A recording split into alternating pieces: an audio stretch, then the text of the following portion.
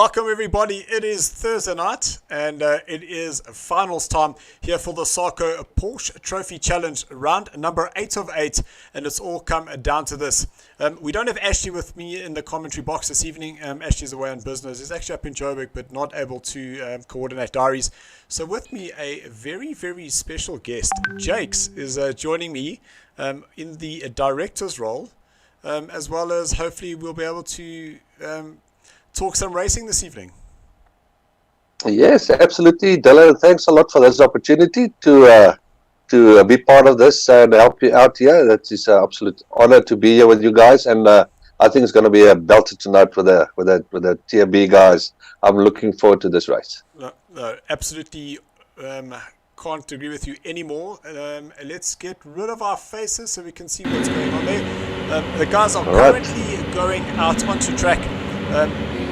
Rudy Base, the first comments of the day, so that award definitely goes through to you. We know that Daniel War Machine Morales, he generally tries to get that for himself, but not able to convert that this evening. And Jakes, a very, very interesting track we've got for this evening, man. Absolutely, Dylan. This track is full of walls. So the chance of making a mistake here is absolutely 100% that you are going to make a mistake one other time. 1 second of a concentration lapse and you will be ending yourself up against this wall. Very demanding track on the tires as well. So the guy that can make use of his this type of racing might just help his tires and help him through to the end of this race. So Jakes, do you think that there will be some guys that we're looking at doing a pit stop and changing those tires this evening? Dylan, I think there will be somebody doing that.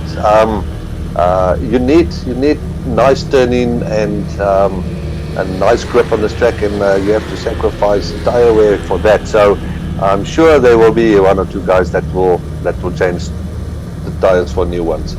Lekker. So guys, you must please just bear with us. Jakes is doing this for the first time, and he does have the director's role, so he will be also just changing the cameras. So please just bear with us. Dylan, if I want to go to who I want to choose, where do I click? So just push R1. And then what it'll do, it will jump to the right hand side, the left hand side where the names are. You can then scroll down to whoever you want to. Then if you push R2, it will go back, and then that will give you the area where you're able to change the cameras. Alright, I think I've got it, Dylan. So Jakes, you've got it. I've got it. Now we won't be struggling anymore. Now we just we will hold our breaths for our cameraman Tim and see if he can keep his camera on these vehicles. No, 100%. Yeah, we do have problems with cameraman Tim every so often. But what we do is we do have lots and lots of chats to him. Generally comes right for a bit, and then we lose him on the wayside. So 13 drivers this evening, and while they are carrying on there, let's just see whether we can't get the points up, because I can tell you something, that the points for this Barbatia are pretty close, specifically for the last guys on that championship. So just want to make sure you can see that one hasn't synced, but we can just do a quick update.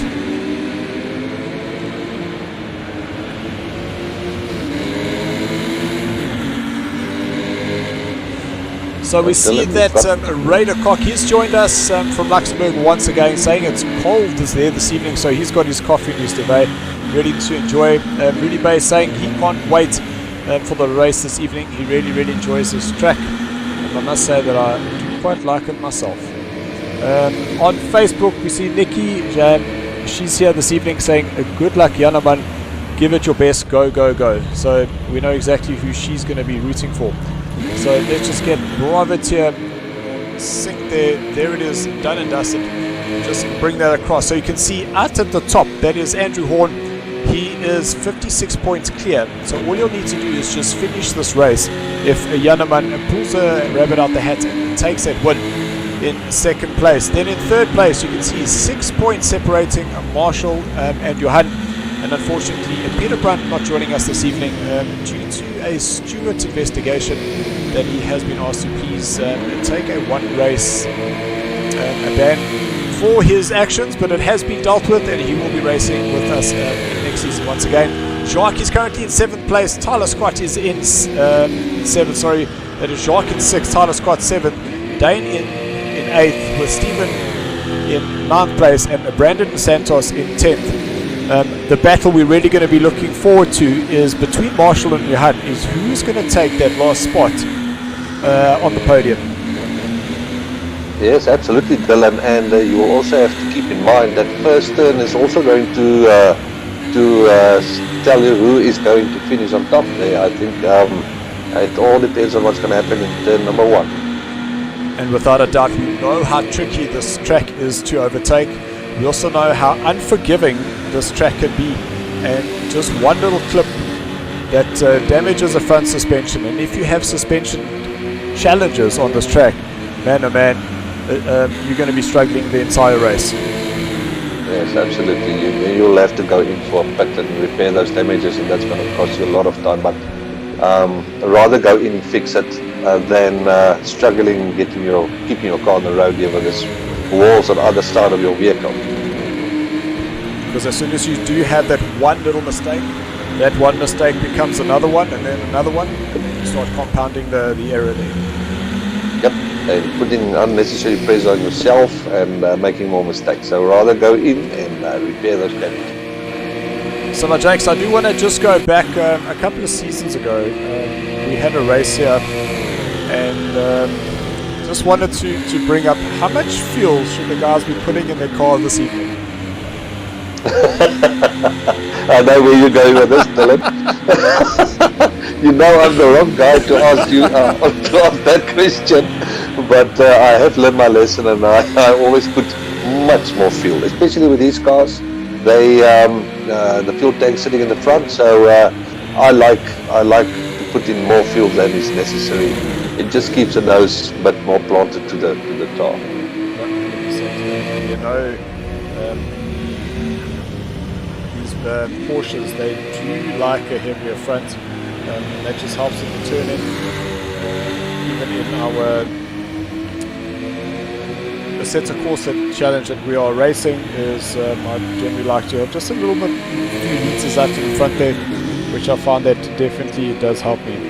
Jakes, in terms of some of the strategies that we could possibly see this evening, do you think that the guys will take an early pit, or would you rather just keep that pit later on, keep the tyres in the bag, so if you do start burning those tyres, you're still able to get them changed? Yeah, Dylan, it is if there's no incidents, I would think they would go 3/4 of the way and then go quickly in for pit, see how your tyres is doing. But like I said, it all depends on what's happening in that first lap. Basically, if you're going to have damage, and you have to come in early. But if there's no incident, I would see guys going in for a long period and then going in for a shorter stint at the end. So am I able to ask you what your strategy is, or are you still trying to hang on to that close to your heart for this evening? Dylan, yeah, that is something I would rather keep to myself. Not giving away any trade secrets, how are you? Dylan, to be honest, I still don't know what I'm going to do.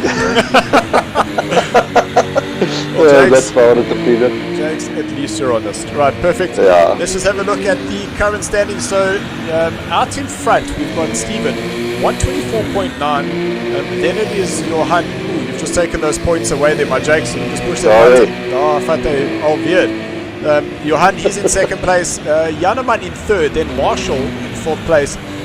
Amal Jacques, he's down in fifth place. Colin sixth. That's Reeve in seventh. Morris is 8th, Brandon DeSantos is in 9th, Dane is in 10th, and Terry 11th. Down in 12th position, we've got Jared, and in 13th place, our championship leader, that is Andrew Ward. Wow. He hasn't put a lap in. That is very interesting, Andrew not putting in a lap. hopefully this will be his lap that he can set the time. So, Jakes, I just wanted to remind you of the race that we had with the SARCO go-karting, and we had Peter Heidemann who actually joined us. So, right here live on our SARCO page, I want to send an invite out to Peter. Say, Peter Heidemann, I've chatted to Mike, and we'd like you to come and race with us next weekend. Are you available? Please let us know. Who's available? Peter Heidemann. So he really did a fantastic performance there, and because he beat Mark's more than happy to get him into the cart. He hasn't beaten me yet. So wow. There we go. The Horndog. Wow. Yeah, Leaving it right to close. the end. 0.002 of a second between himself and Stephen. So he is able to split the two of them. That Absolutely three are fantastic. close. Very, very nice. I hope we can see a nice battle between those first. Look at the first 6 guys. Only an 1/8 of a second. I think it's going to be very nice and close. So I'm just hoping that we don't have a repeat of what we saw last week. The guys, they hoe fuss, they keep it together, and they'll hoy. Yeah, absolutely. I enjoyed this Bravo guys' race last week thoroughly. It was an awesome race. Oh, so Reeve just didn't get himself across the line there. So there we go, the final positions. So Janneman puts himself on pole, and Andrew just not able to get ahead of him. He is able to put himself between Stephen in 3rd place, then Johan VDV in 4th. 1 position ahead of Marshall, and those two fighting for position for the last spot on the podium. Then Maljak in 6th place, then Colin, he's in 7th. Reeve managing to get a lap in there, he goes up into 8th. Morris is 9th, Brandon DeSantos is 10th, Dane 11th, Terry down in 12th place, and Jared down in 13th position.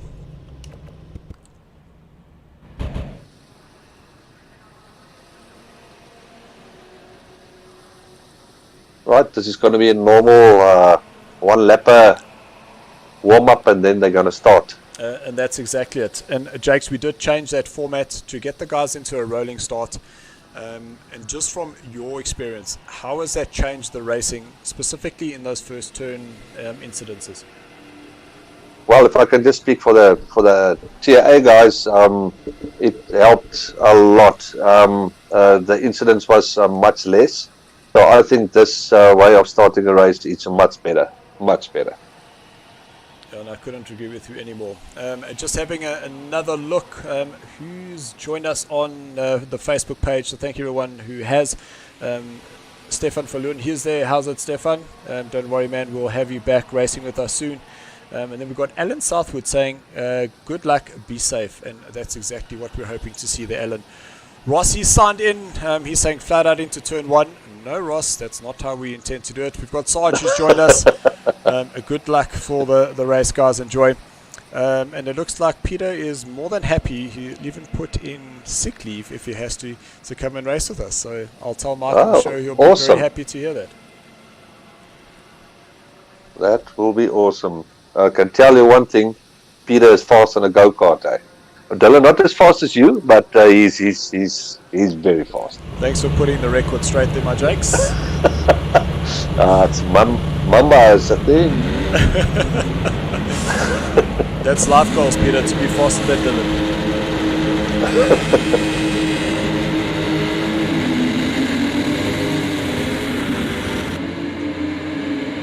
Yeah, for a second there, I thought that Janneman was going to go flying off the line. And then I realized, okay, he was just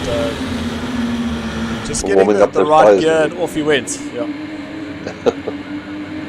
So guys, if you are watching, please feel free to share, like, comments. We are here. We do like hearing from our fans. It is always great to see not only who you're supporting, but where you're supporting from. That definitely does show that we are very international, and I'm sure we'll have Daniel Morales from the US joining us in the later as well. Let us know where you're from and where that happens eventually.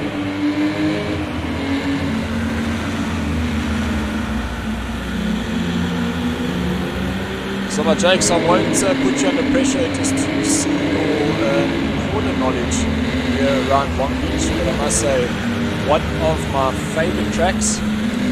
But if you do not respect it, it will bite you ass. I mean, Absolutely. The coconuts. In the coconuts, Dylan.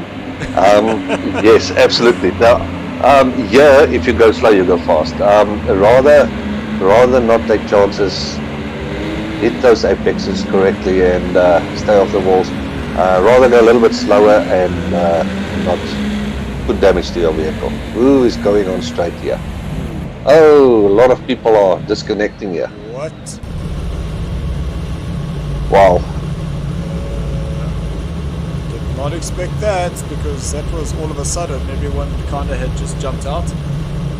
Just wanted to see.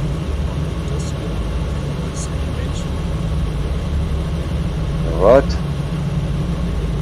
I think they're just gonna start this room over.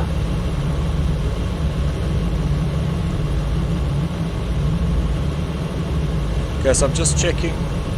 They are saying that they have restarted. Alright.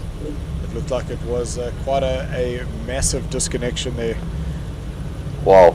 And possibly due to just some of the updates that happened last night. I know a lot of guys were having issues, so it just might have been a little bit of a bomb there. So thank you, Maljak, for just letting us know here on the Discord exactly what is going on.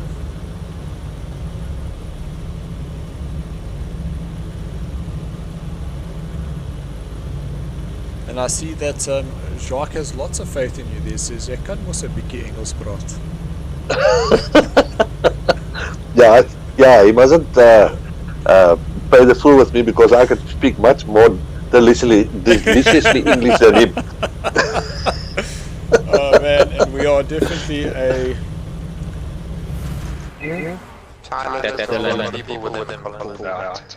Hello. Sorry guys, yeah, we're just trying to get a sense of what's happening. Tyler keeps coming in and then pulling everyone out. He keeps trying to join the race.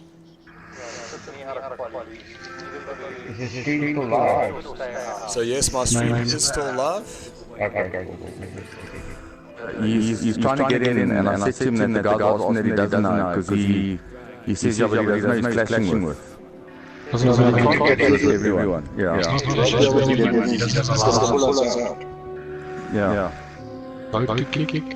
Okay, so Tyler is still very much clashing with me. Marius is not online. I sent him an invite. Tea break. Can I yell it? Hello. Can I have a tea break quickly? Well, we need to get going. So. Put a cat in. Let's go.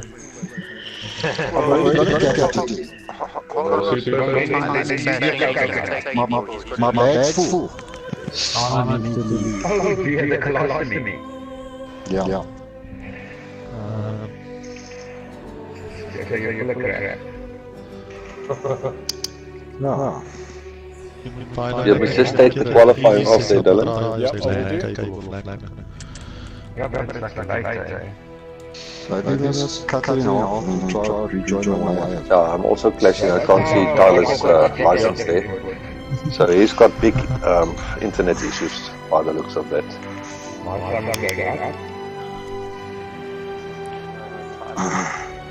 So I'm just going to take the qualifying off.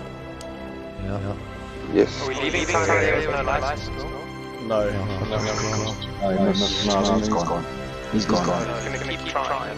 He's going to keep trying to come in here. He's adamant to get in, so...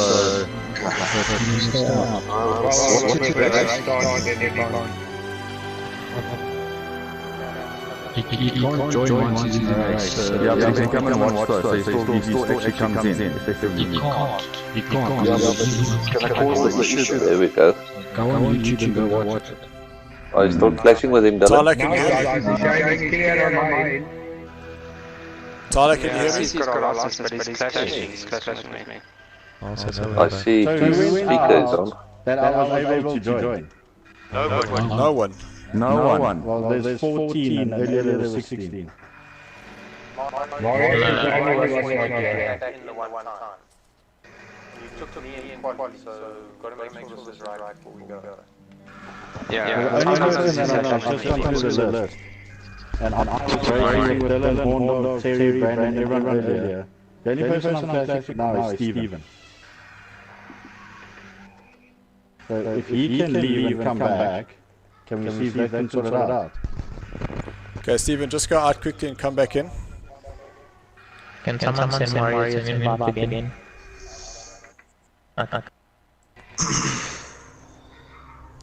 Yeah, sorry to the guys that are on the stream. The reason that you're going to get the echo because it's just picking up through Jake's microphone, but I might be able to just resolve that. That might have fixed that momentarily. There we go. Thank you. No, there's Steven slashing again.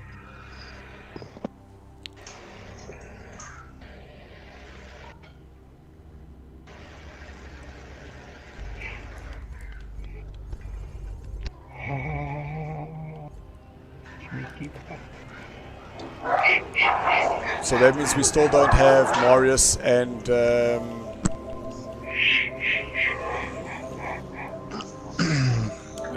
okay, he's moved to Apex Legends. What? No, I'm talking about Jared. Okay, so we're gonna have to get going. Right, guys, to the Bravo tier. This is it. We're gonna be starting. Hold on. He's still clashing with me. Yeah, then Tyler has to leave. Tyler, you still clashing with Steven there? But that's what I'm saying. Earlier I had no problem. When Steven joined our lobby, then the clashing started. So No, but how's it my fault now? You were clashing with me. You're clashing with everyone. Guys, I've never clashed with anyone. When Steven not joined our anymore. practice lobby. Listen, when Steven joined our practice lobby, he was clashing. Doesn't So it that's what matter? I'm- He was racing farm before. And so was I.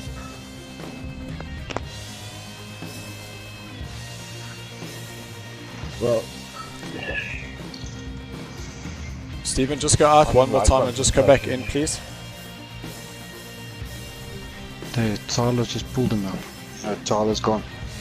No, he's left before Steven. Steven in, let's go. This is... Chaos.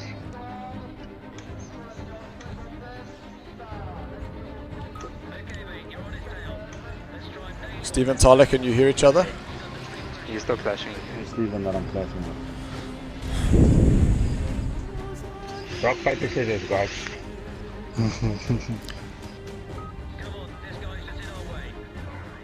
Or as we call it in the racing fraternity, engine, gearbox and tires.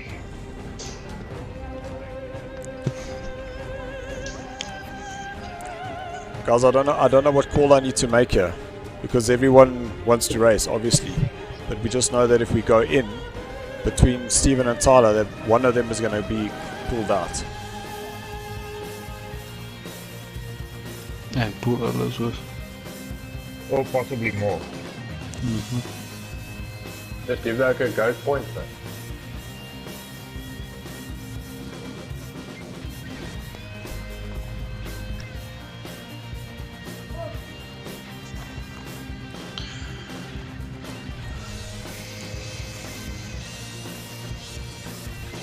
Wonder Rock.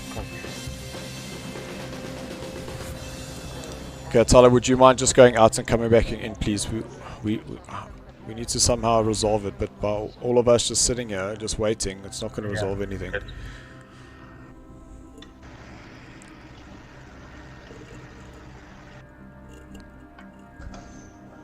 I'll flip a coin and I must call heads or tails. Tyler's the one that had the license plate and everything, so.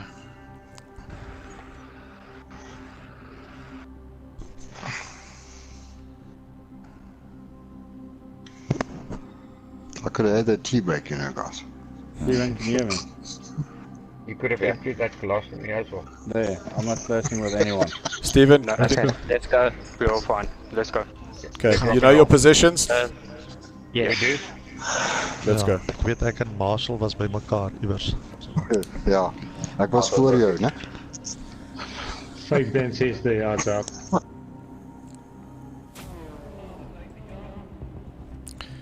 And I must say, the one thing, Jakes, I really like about Assetto Corsa is we don't have this type of shit.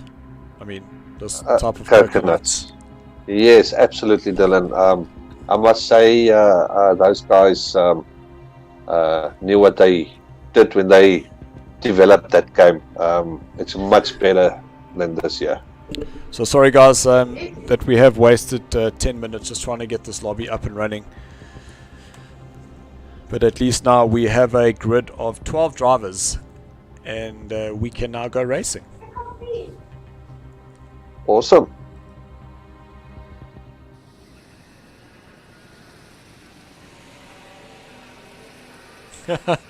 Hello, Peter Brandt, who's joined us, and he's saying, hello Dylan and Jakes, good luck to all my soccer fans. Just hope the Play Store is not working against you tonight. Well, hopefully, Peter, that's exactly it. And Morris Jacobs saying glitches way too much on his side, so jammer oor Marius that you're not racing with us this evening. But what I'd suggest is maybe go jump into the GT3 and try just running the guys a little bit later.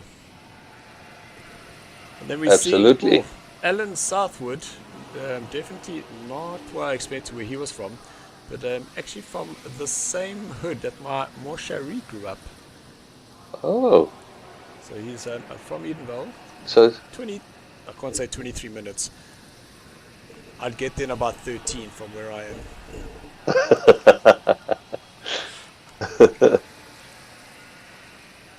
And Dylan, I can believe that.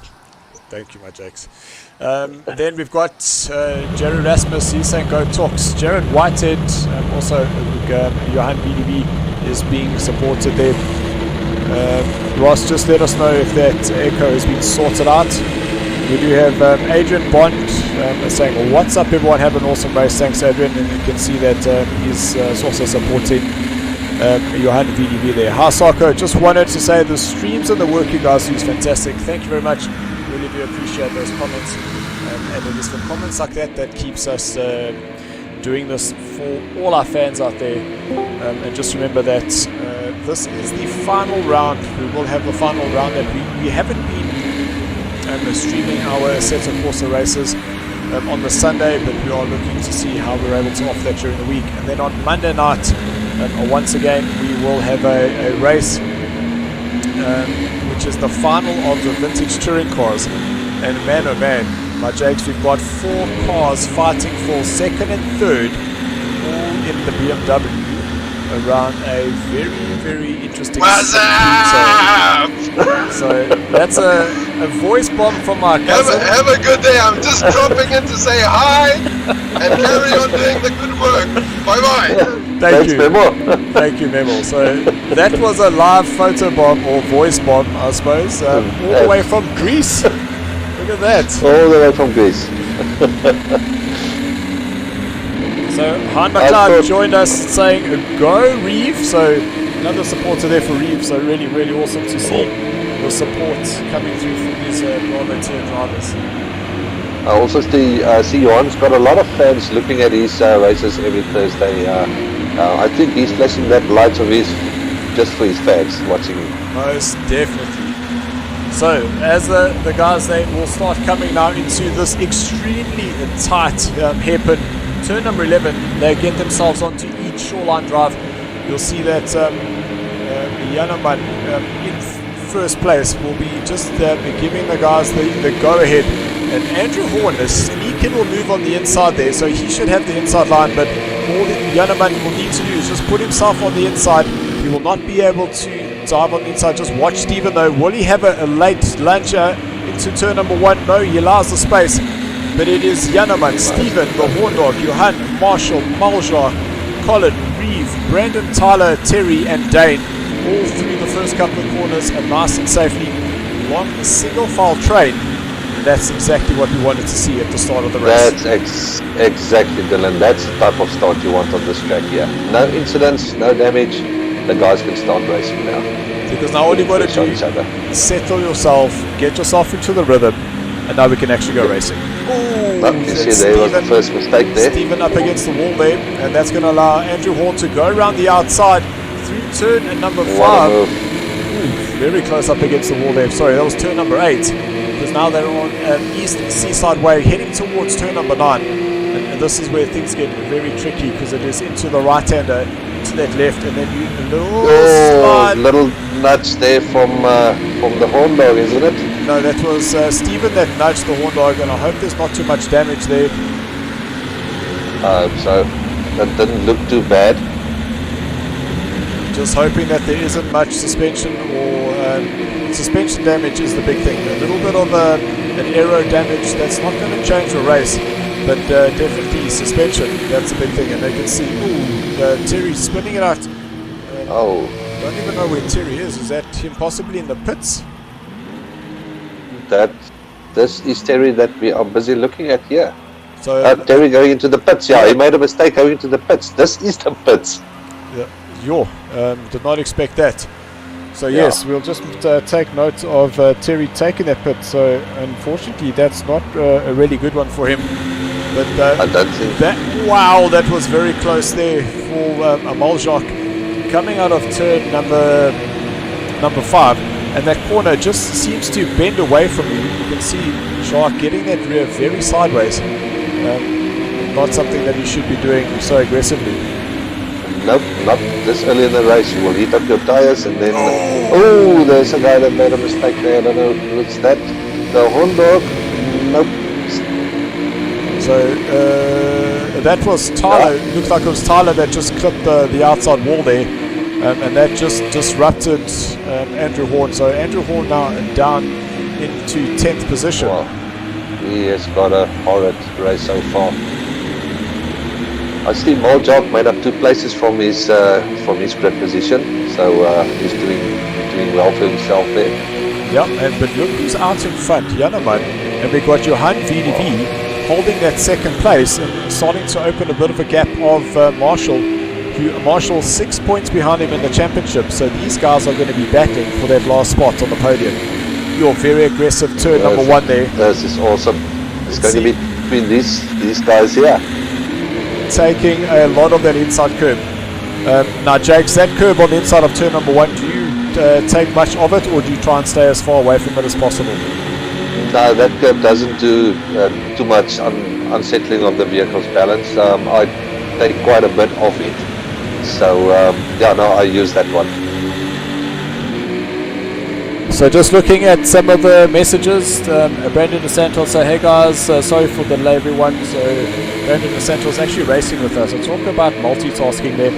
And Alan Southwood saying that he raced saloon cars at Kalami back in 1989. Well then, Alan, this is the perfect opportunity for you to get racing once again and come and join us online. Absolutely. As you can see with me, age doesn't matter. It definitely doesn't, my Jakes.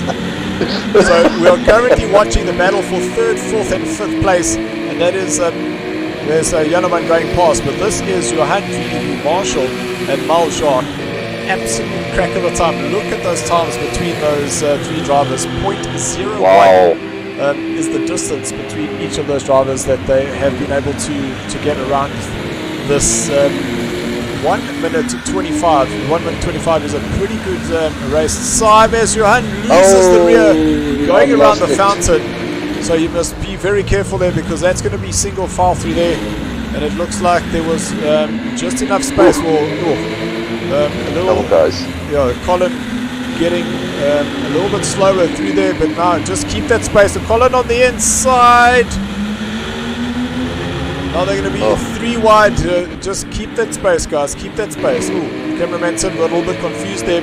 But now 3 wide. Johan VDV on the inside. Was that a little touch on the back of Tyler? The look seems to be safe, but now the guys are falling all over themselves. And Johan is able to get himself back up into 4th place. And just behind him, that's Andrew Horn. Wow.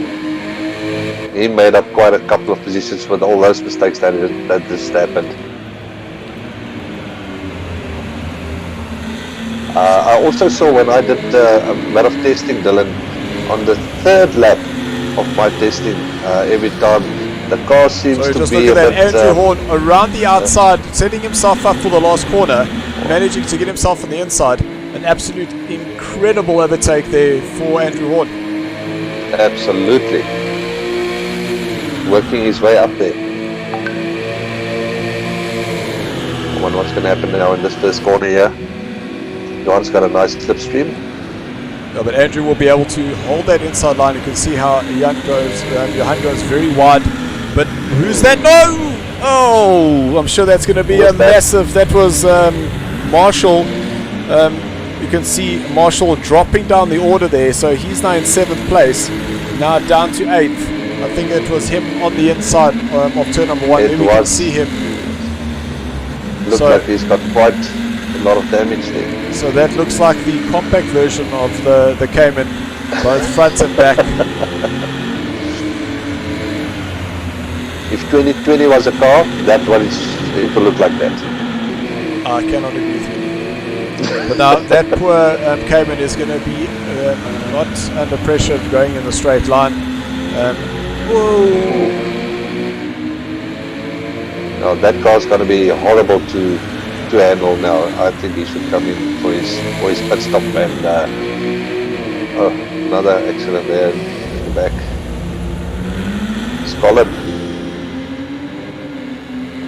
Looked like a little spin around there for Colin. And that's Reeve now getting away. So now we're looking at the battle. That's Tyler, who's now chasing down Dane. These 2 guys fighting for 5th and 6th place. It's such a pity to see that Marshall was fighting for that last spot on the podium, and he unfortunately will now miss out. That Tyler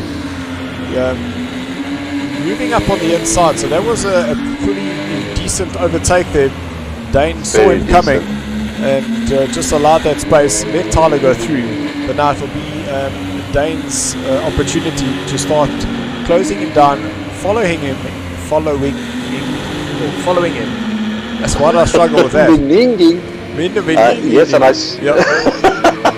see that Marshall went in for his repairs in his pit stop, as well as Steven. He's also got a lot of damage, so I think they're going to do their pit stop now and try and race till the end.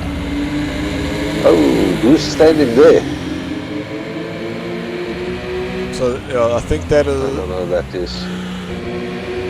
I thought that was Colin. But that... It wasn't Colin, no. So yeah, very interesting. Unless that car has glitched out and it's stuck there. Maybe just jump to Reeve there for me, Jakes. Just want to see, maybe that's him, because I see he is down in 12th place. Yep. So that's Reeve stuck up against the wall there. So I can only assume that, he had disconnected. Just want to put a little bit of airtime on our leader here. He's doing a tremendously good job. See, his car hasn't even got flies in the front. He is driving this car so smooth, eh? And 126, so you can see, even though he's not going as fast as that pack of 3 were going, he's keeping himself out of trouble. And by being able to get those laps consistently, he's able to pull that gap. Yes, absolutely. Making no mistakes, going a little bit slower. So that is the best option on this track specifically. Yeah, you went a little bit very close to that wall. Close to the wall there. Wow. Yeah, but I did do some laps around with some of the guys early on, and man, oh man, I'm really looking forward to the new season because I seem to have figured out a way where I'm able to still do my commentary for the Bravo tier, because I do expect myself racing in the Alpha tier, but then at least I'll be able to get some racing in as well. That will be awesome racing against you again, Dylan. Not just in Assetto Corsa, but here as well.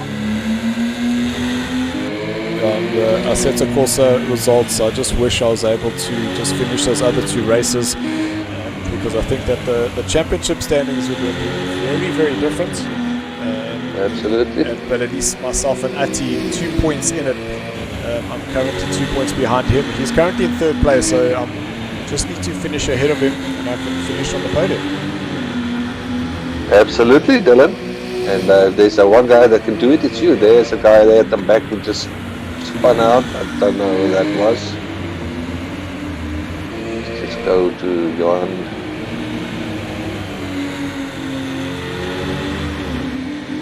Look how good Andrew is doing with this race. Yeah, he ended up after that crash that he had in the rear, and he's up in 2nd place. I think he's doing a tremendous job here. Yeah, without a doubt. And I'm also having a look to see Brandon, Dane, and Colin. So those 3 are going to be close once again. So another battle for. And I do think that Dane should be able to close up on the back of Brandon. You can see that front bumper, so that's definitely going to impact his straight line speed. Yeah, and that you can see with his lap time that he had, he was 10 seconds slower than Brandon in the previous lap. So he's got some work in front of him. And the Horn Dog I see is catching up with Janneman. You can see he's almost was more than a second quicker than Janneman in the previous lap. So he's definitely catching him. Go Andrew. So currently at the pace it is going, he should be able to catch Janneman in the next 10 laps or so. With 25 minutes left of the time. The guys are doing 1:25, so we should be able to have possibly about 15 minutes time is when we'll see that Janneman and Andrew will be battling it out. I think it will be a little bit sooner, Dylan. He's catching him at a quick pace here. And I see another guy catching, also doing very nicely is Dane. He's catching up very nicely there with Brandon. You know, we all talk about this Mamba fever, and I know, Jakes, it's not just us, it's a thing. You get behind someone for long enough, you force him into a mistake. I think it's that color that is making them doing silly things. Most definitely. Most definitely.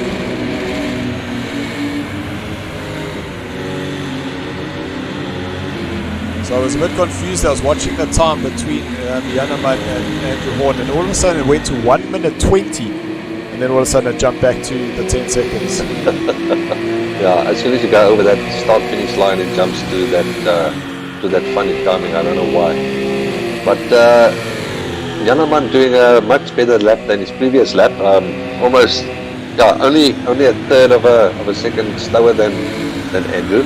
So I think he saw Andrew was busy catching him, and decided to just increase the pace a little bit there. So just quick looking at some of the comments, Jared Whitfield, he was saying that you can feel the competition pressure between the drivers, that the fight is on, especially on a very narrow track, and that's what Dane. Yeah. I did that thing when you've got to move your shoulder out the way because you think you're going to catch it there.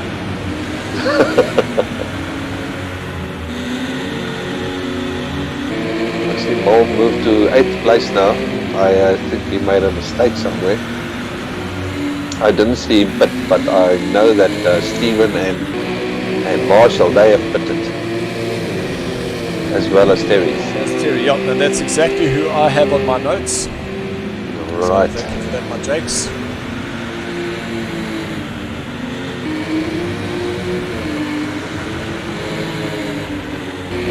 Another little battle here going on.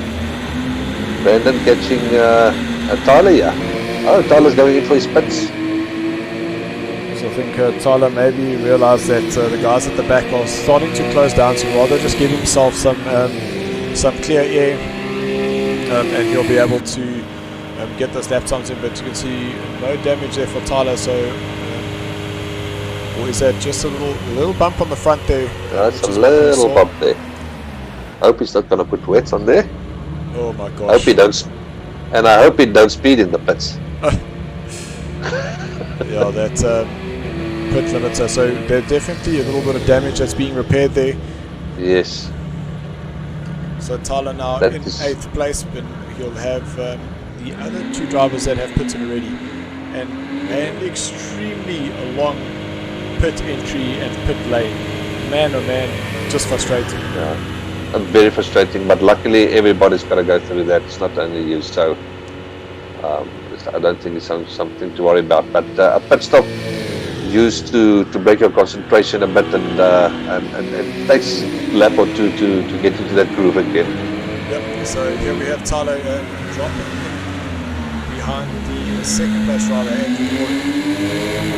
Yeah, and all the guys all the guys that he's in front of now already made the pit stop. So the last 4 guys there have already made their pit stops. So now we just have to see where they come out with the other guys going for their pit stops. And I must say that the pit within the series has always created such amazing action later on, because we get through this middle section of the race. The guys are a little bit out of sync, but then all of a sudden you get to the last 10 minutes and the whole race just comes back once again. Oh yes, yeah. Then it's when it's nice and interesting in the races. What's Andrew doing? Andrew just had a half a second quicker than Janneman. He's now only almost 7.5 seconds behind him. It's going to be an interesting race at the end there, but it all depends what has Andrew done this lap versus a 126.4. So 126.8, so 0.6 of a second. Andrew was able to go quicker. We see Colin a little lock up there. That's quite interesting, knowing that these cars do have ABS. Colin trying to chase down Brandon DeSantis, who's currently in 4th position.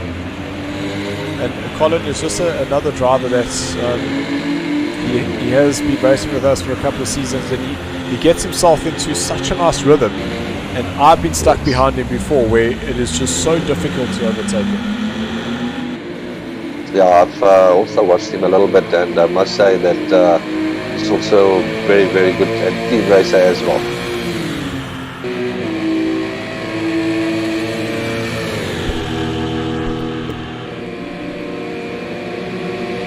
So that's Brandon taking an extremely wide line there. That was almost an invitation to say, Colin, just put it on the inside here and I'm going to give you this place.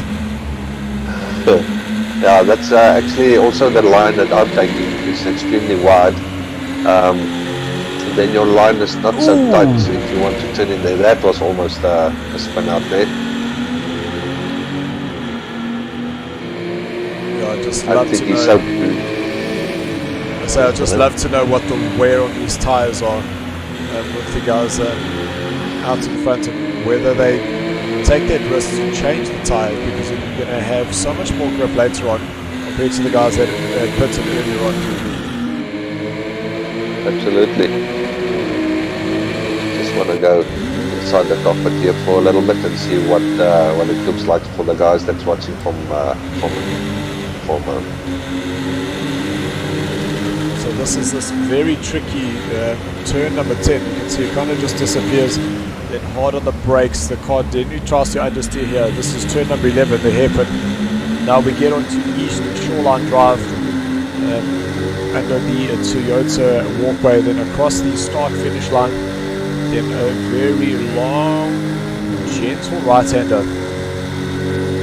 Another thing that I've just seen here is that Janneman, I think, made a mistake there, because his lap time was almost 3 seconds slower than Andrews. So he's going to definitely be feeling that pressure. So now we go into turn number 2, which is just around the fountain out of turn number 3 there, into turn 4.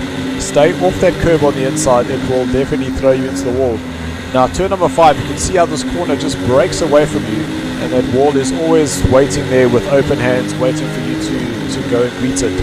Then 300 meters on the brakes into turn number 6, and then you'll see that this corner is constantly tightening up on you, and Brandon sliding that car around.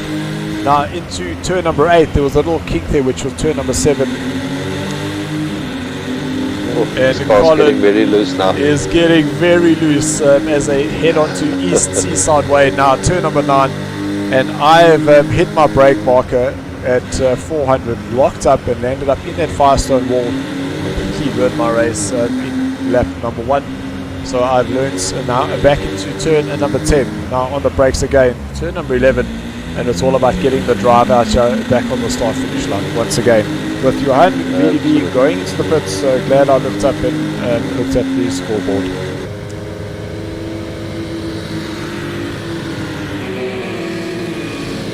I just want to see how long this pit stop is going to be, Dylan. Oh, that definitely looks like wet tires that the guys have got there in their hands.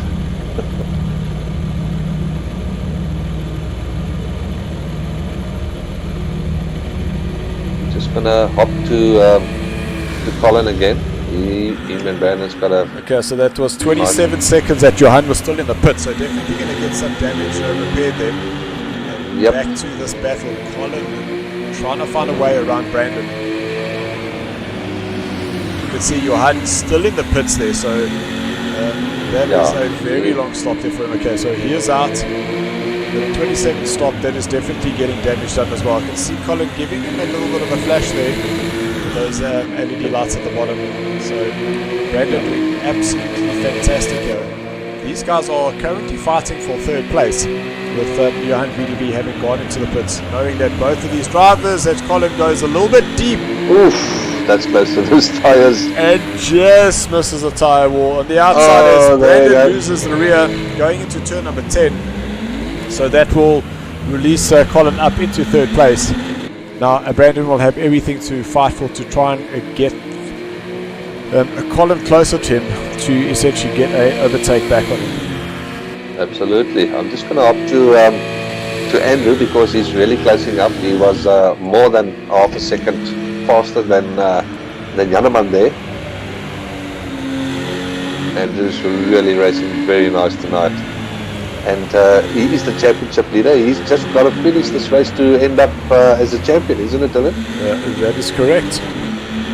If Janneman had won, Andrew would have just needed to secure himself 4 points, and Andrew would still be crowned the champion.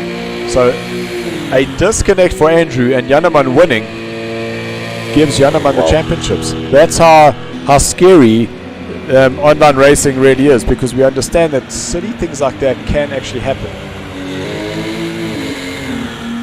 Yeah, and that's so unfair.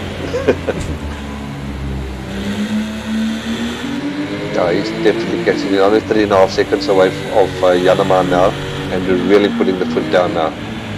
Just keep his head now, and there you can see him in front of him now. Yep, that's it. And so one of my favorite feelings, Jakes, is you go around the corner, you don't see the driver, then all of a sudden you see him. And you just know that you're getting closer and closer and closer. Because the more you're seeing him, I'm telling you something, that driver in front is seeing you as well. Yep. And if the driver in front is seeing the green car in the back, then that's when the panic starts to set in. It's the sweat start happening, the heart palpitations, the mamba fever starts kicking in. Yep. So guys, 13 minutes left of this Alpha tier race. A Bravo tier race. Stephen went in. Sorry, Stephen went in for another pit stop there. Another one, and that's his second pit stop. Yep, I have marked it as having a dual pit stop there. So now that time is down to 3.5 seconds.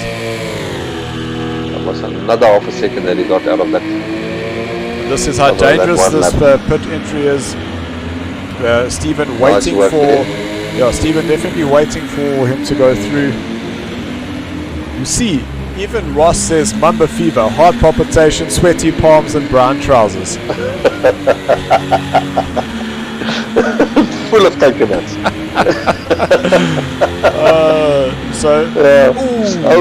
Stephen understeering again. So all we can say, Ross, sounding by that, it definitely feels like you've got the Mamba fever before, and definitely not. As I see Andrew just about touching up that outside wall, and it's definitely not a pleasant experience then. Andrew lost a little bit of time there, about 2/10 with that corner that he took there, but he's going to make it up now. His car's looking very balanced and set to this road here. Look at that, 2 seconds, so just under 3 seconds now is the distance between Yanaman and Andrew. 12 minutes left of this race.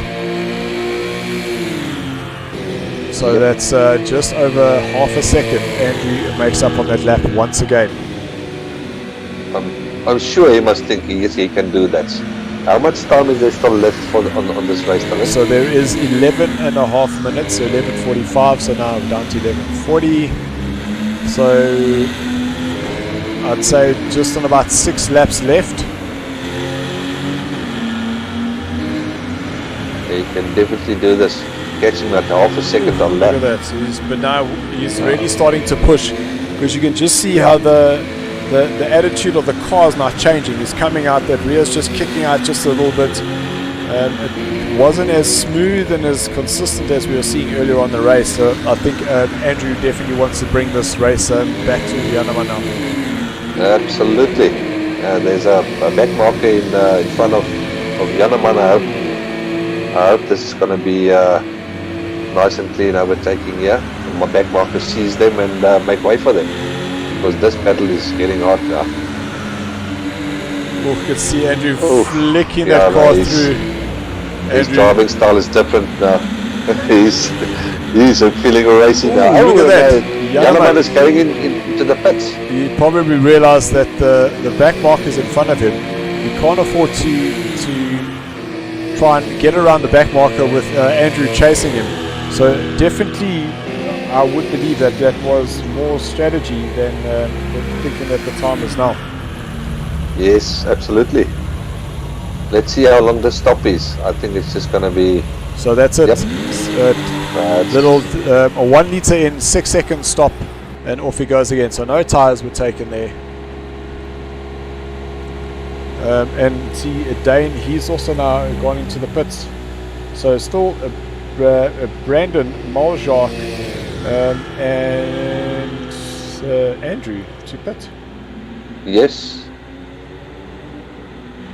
Andrew must put his foot down now and hope that he will beat him on the undercut. So Yanaman, he rejoins, look at that, in second place, even after a pit. Wow. And Colin, the times haven't settled yet. So 24 seconds. Would you stop changing, please? Ooh. See, look at the time. I'm looking at Yanaman and Colin, and that time keeps jumping around. So we will figure out what the difference in the two drivers are shortly. So there we go. So that looks like it is 15 seconds between Yanaman and Colin. Brandon in 4th place, Maljak in 5th. Then Johan, so Dane has finished his pit stop. And Maljak chasing Brandon DeSantos. So Brandon once again is going to have an almighty battle on his hands. Yes, absolutely. These two need to pit as well. So these guys will need to pit. And looking at the time difference between themselves and Johan. Johan is only 18 seconds behind him, so he should be able to get himself ahead once these two go into the pits. Yep, that looks exactly like that. Johan is in a good space now. If he can just get on the road, I'm sure he will come out in 3rd, isn't it? Well, yes. It all depends on Colin, on how consistent Colin's been going.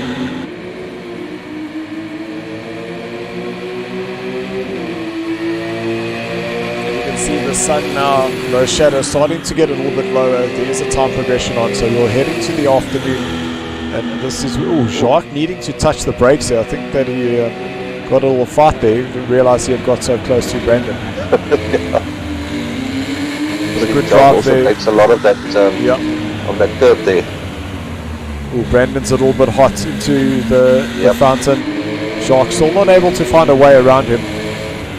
Very difficult to pass on this track. Ooh, Brandon up against the wall, but now will that impact his entry speed? Ooh, Jacques a little bit loose. Not able to get that power on as soon as he wanted to. So only 7 minutes left of the race. And we do have our Alpha tier guys waiting in the wings. And then, Jakes, when you go for your race, we do have Andrew who will come and join me in the commentary box for your race. And Jacques moving to the inside. So he will now have the inside line as they go into turn number 9. You can still see Brandon still trying to fight going around the outside. Now Brandon will be on the inside through turn number 10. But that will still put Jacques on the inside for 11. Wow, awesome. Awesome overtake. Wow. So now Brandon must get in right behind Jacques. Hopefully get some slipstream advantage because both those cars look to be in pretty similar shape. Damage-wise. So Miles Jacques definitely has a straight speed advantage. Brandon on those brakes, that car just swirling left and right. So 6 minutes left of this race, and these guys still needing to go into the pits, possibly get some of the damage done, and then we'll be able to see how some of the drivers are actually faring as we come to the closing limits of this race.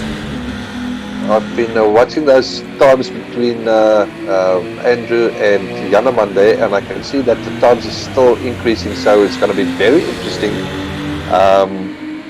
Andrew was just behind Janneman before Janneman went into the pits. Yeah, it was about 2.6 seconds.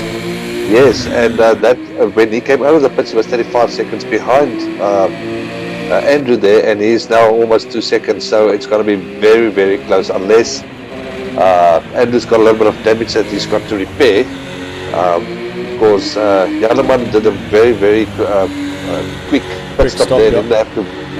Yep. So if look who's going into the pits, it's Colin. So now it's all dependent on where Johan will come. So there goes Brandon in the background. We can see that he's decided to take his pit stop, as well as Andrew Horn. Wow, this is going to be interesting now to see how. I'm just going to put the camera on Andrew. Yeah, I want to see how quick his pit stop is going to be. And everyone is now going to be watching how fast can Janneman, currently in second place, close up on Andrew Horn, who's now in the pits. Oh, very quick stop there for, who is that? I think that's is Colin.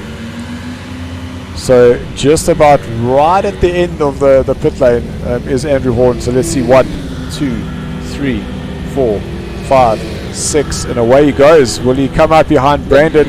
Yes, he does. So that's going to be very interesting, yeah. But now, where is Janneman on the track? If you just jump to Janneman, here comes Janneman around the corner.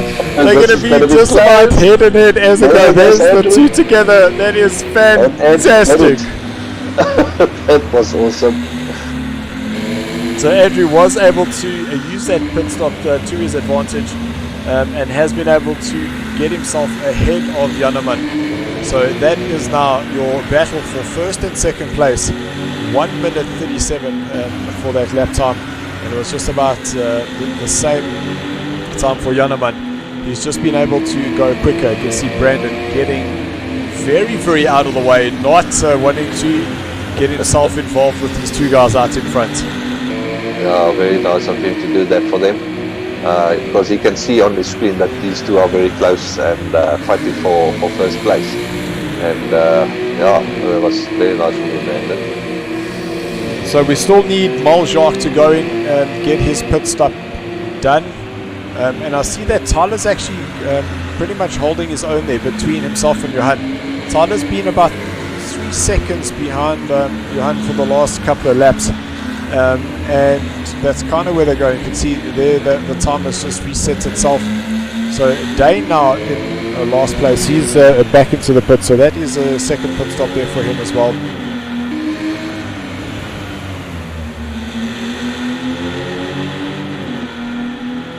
I see Andrew's already increased that gap to 2 seconds already on Janeman. The thing that helped him a lot is he came in first and he had a couple of laps to get settled in again, because as I said, a pit stop seems to make you not concentrate anymore and lose concentration, and it takes about a lap or two just to get your race pace back again. Yep, and we saw in the background there was Steven just losing it going into turn number 8. I hope he's not going into the pits for a third time. He's definitely had a horrid race.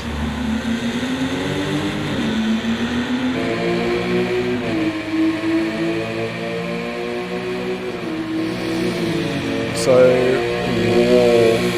1.5 minutes left. I just hope that Moljak realizes that he still needs to pit. He needs to pit, and I see he's about 20 seconds ahead of Johan. So that definitely makes he's going to make that. If he's going to come in for pits, Johan is definitely going to overtake him. Well, you'd have to do it now, because if Andrew crosses the line and he goes into the pits, then technically Moljak hadn't pitted. He's qualified. Wow. Where is he now? So there he is fighting in third place. That is technically a back marker that is in front of him. So I'm not sure whether that is a Dane. I think he must come into the pits now. Will have to come into the pits now. Nope. Whoa, my jeder, haka hierka.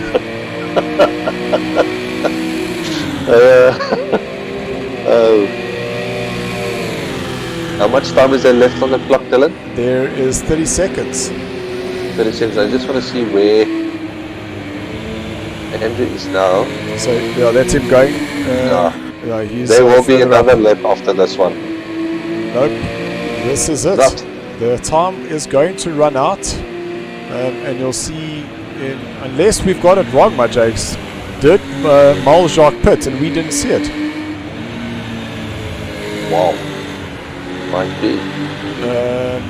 That's our explanation. So that's it. That's the end of the time. So the guys will now cross the line. And Andrew Horn fought from the back to come home and win. And I'm sure a little bit of disappointment there for Janeman, having finished the qualifying on pole, led for 30 minutes of this race, and unfortunately not being able to convert that into a win. Yes, yeah. So if we can just jump there to Moljak, please. So here's Moljak. Let's see. Does he try sneaking, go into the pits now? No, so maybe he had his pit stop. Maybe he did pit and we missed it. Ooh, double clutching there. Wow. So we definitely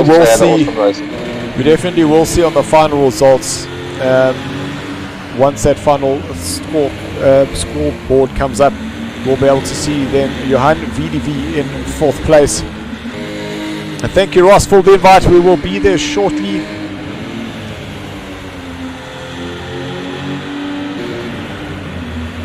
Ross, if you don't mind, just please invite Andrew Horn to that lobby. He will be race directing this evening.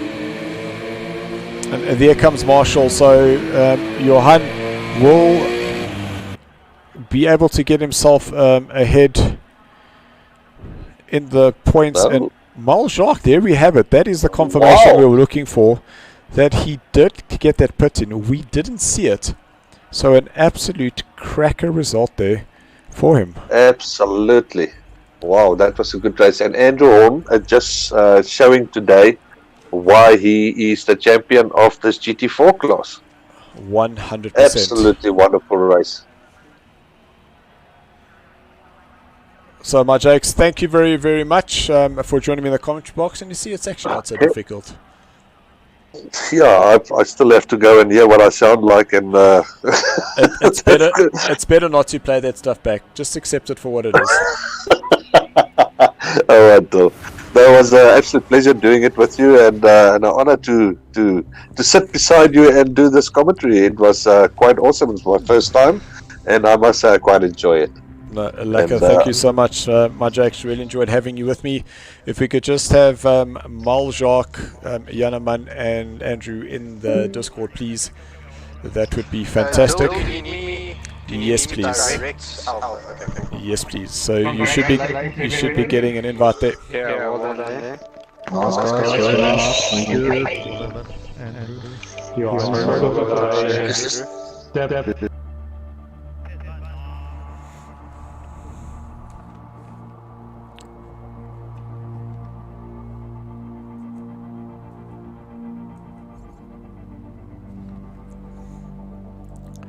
So guys, while we wait for the Alpha tier guys to get going, we're going to have some of the Bravo tiers joining. Just let everybody know I am clashing with Robert, so if Robert is able to just go out and come back in, that would be much appreciated.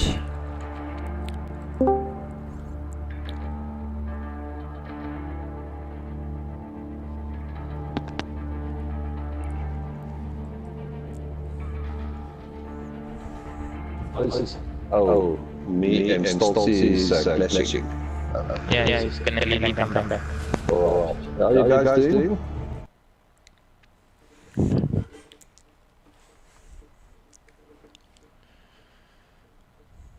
So guys, we're just waiting for Andrew Horn to join us in the Discord. He is just accepting these invites so he can direct the Alpha tier. So here we have him. Let's start off with Mal Jacques. Hoe gaan het?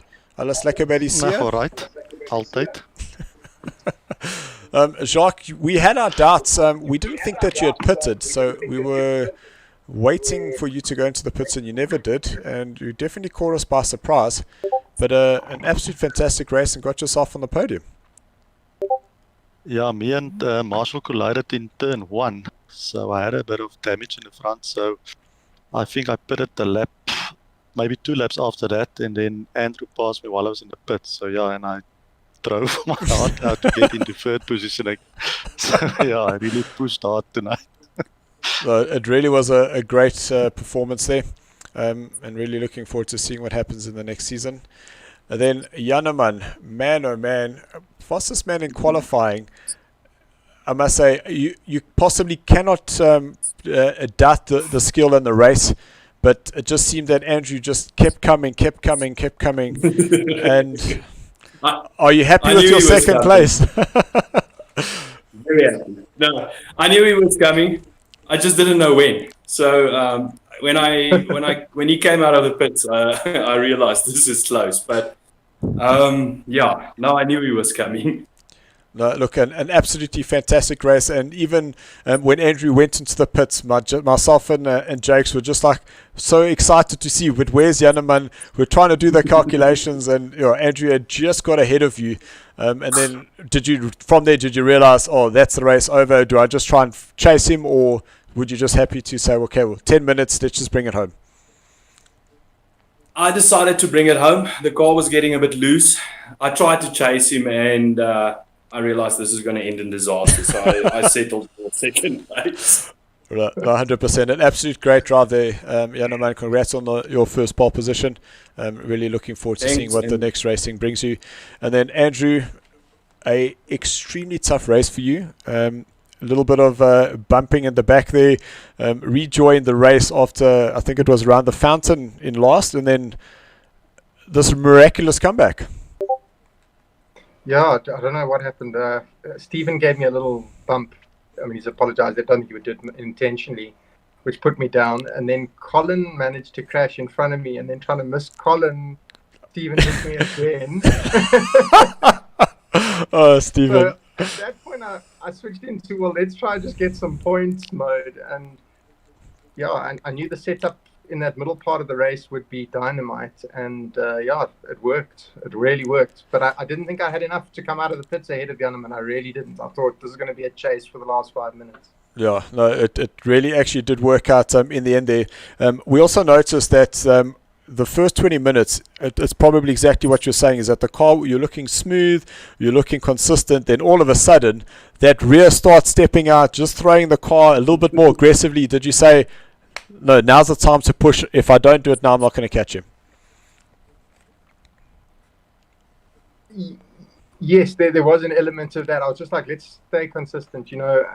It was more you switch into a let's get points mode for the last round, but it was just be consistent on the braking marks, on the turn in, on the apex, all of that sort of stuff, and it paid off. As I say, the car just came good, and the times came with just using that mentality. And the last question: did you think that there was possibly that disconnection that could have happened? If that did happen, yes, that would have made Gunnerman the champion.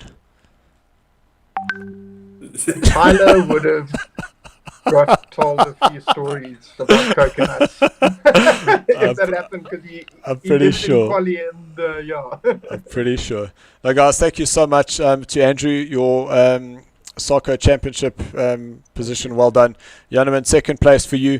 And there was a battle between your teammates, Johan VDV and Marshall not able to get ahead of him. So that essentially puts Some Stuff Racing second and third. That's correct, yes. He's already worked it out, so... Guys, an absolute great effort there. Thank you so much. Really great to just watch the championship grow, just see how it ended up. And lekker to see Marjak going it up at the front there again. Thanks, and well done to Andrew. Yeah, well done, Andrew. Lekker, guys, I just want to thank you both for some great battles through this championship. It's been great fun racing with you guys, and also like just chatting and getting to know everybody. So thank you so much for all the races and so much fun. Thank you, and thank you to Dylan for all you do again. It's only a thank pleasure. you, everyone. Only a pleasure. So, guys, thank you so much. We are just having a look to see who's in the lobby, and it looks like we've got 10 drivers. We're just going to wait for those thumbs to go up, and then we can go into the qualifying. It's all up to our... There we go. Some of those thumbs now going up, and we will be racing in the next... Well, there we go. The countdown has now stopped, so that is loading up. So we can just switch over to that. So I'll be with you in 1 second. I'm just grabbing a charger. 100%. I'm really glad Bravo managed to give us a good race for a change, because a lot of the time the Bravo races on the Thursday haven't been as good as the close battles that the Alpha Championship have had. Yeah, there were a few little incidences that had happened last week. Not as many this week, which is really good to see. But yeah, what you didn't get to see is that there was like a little scrap between like 5th, 6th, 7th and 8th, where there was 4 cars together and they kind of just got tripped up over each other, but not too much to really worry about there. Okay, well that's good. So while we are having a look here, I just want to get the current points, and I know it probably hasn't synced up. As expected. So I'm just going to sync up these points, and then we can just see what's happening in this championship. But once again, the championship is essentially being won by Jakes. So let me try and just remember just get it up, and then at least we're all talking the facts. So somebody will have something to say somewhere, and you're probably right. So let's just get it 100%.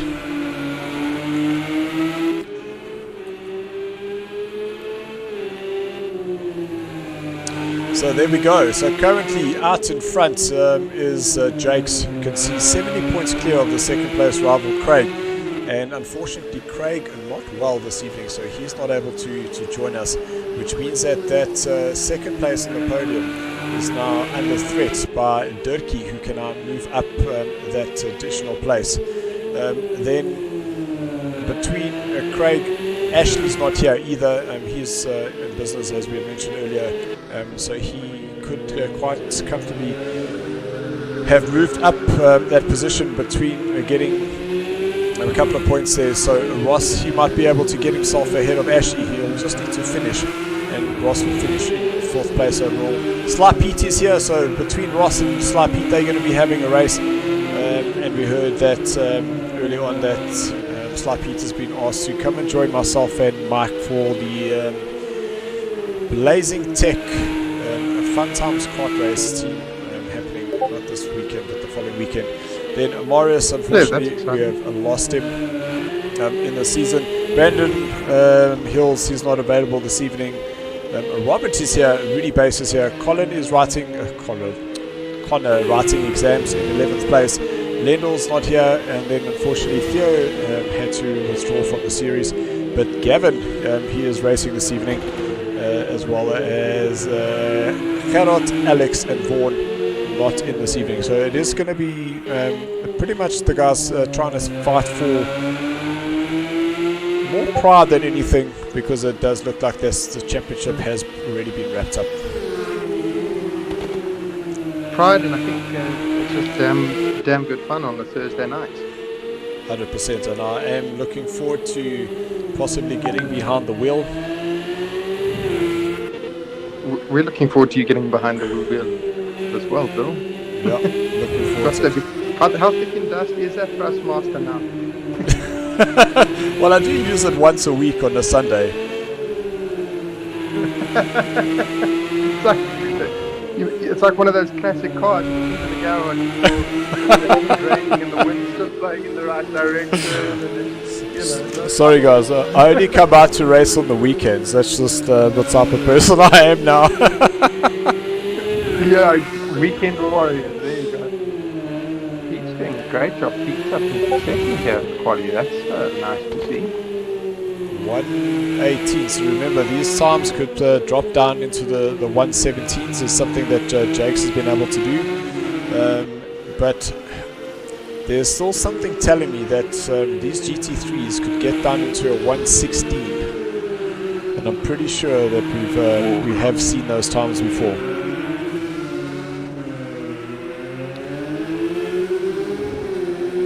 Yeah, this track it's got so many blind corners and so many blind entries that you can find little bits in so many different places. To string that together consistently is so tricky, and to get a good lap in here it takes a lot of practice. And the other thing is you get such a false sense of security because you come flying down the start-finish line, and the main straight, and it is 4 wide, and then as you come through this section you can see 2 lanes, and probably a meter on the outside is essentially your runoff.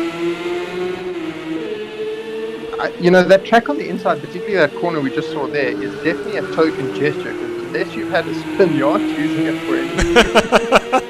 Definitely not. And then you can see like just about 4 lanes wide with a little bit of outside, and then it tightens up into 2 lanes. But that is definitely one of my favorite corners. You can have such a nice late entry into it, but once you've turned in, you just accelerate and it just pulls you through there so nicely.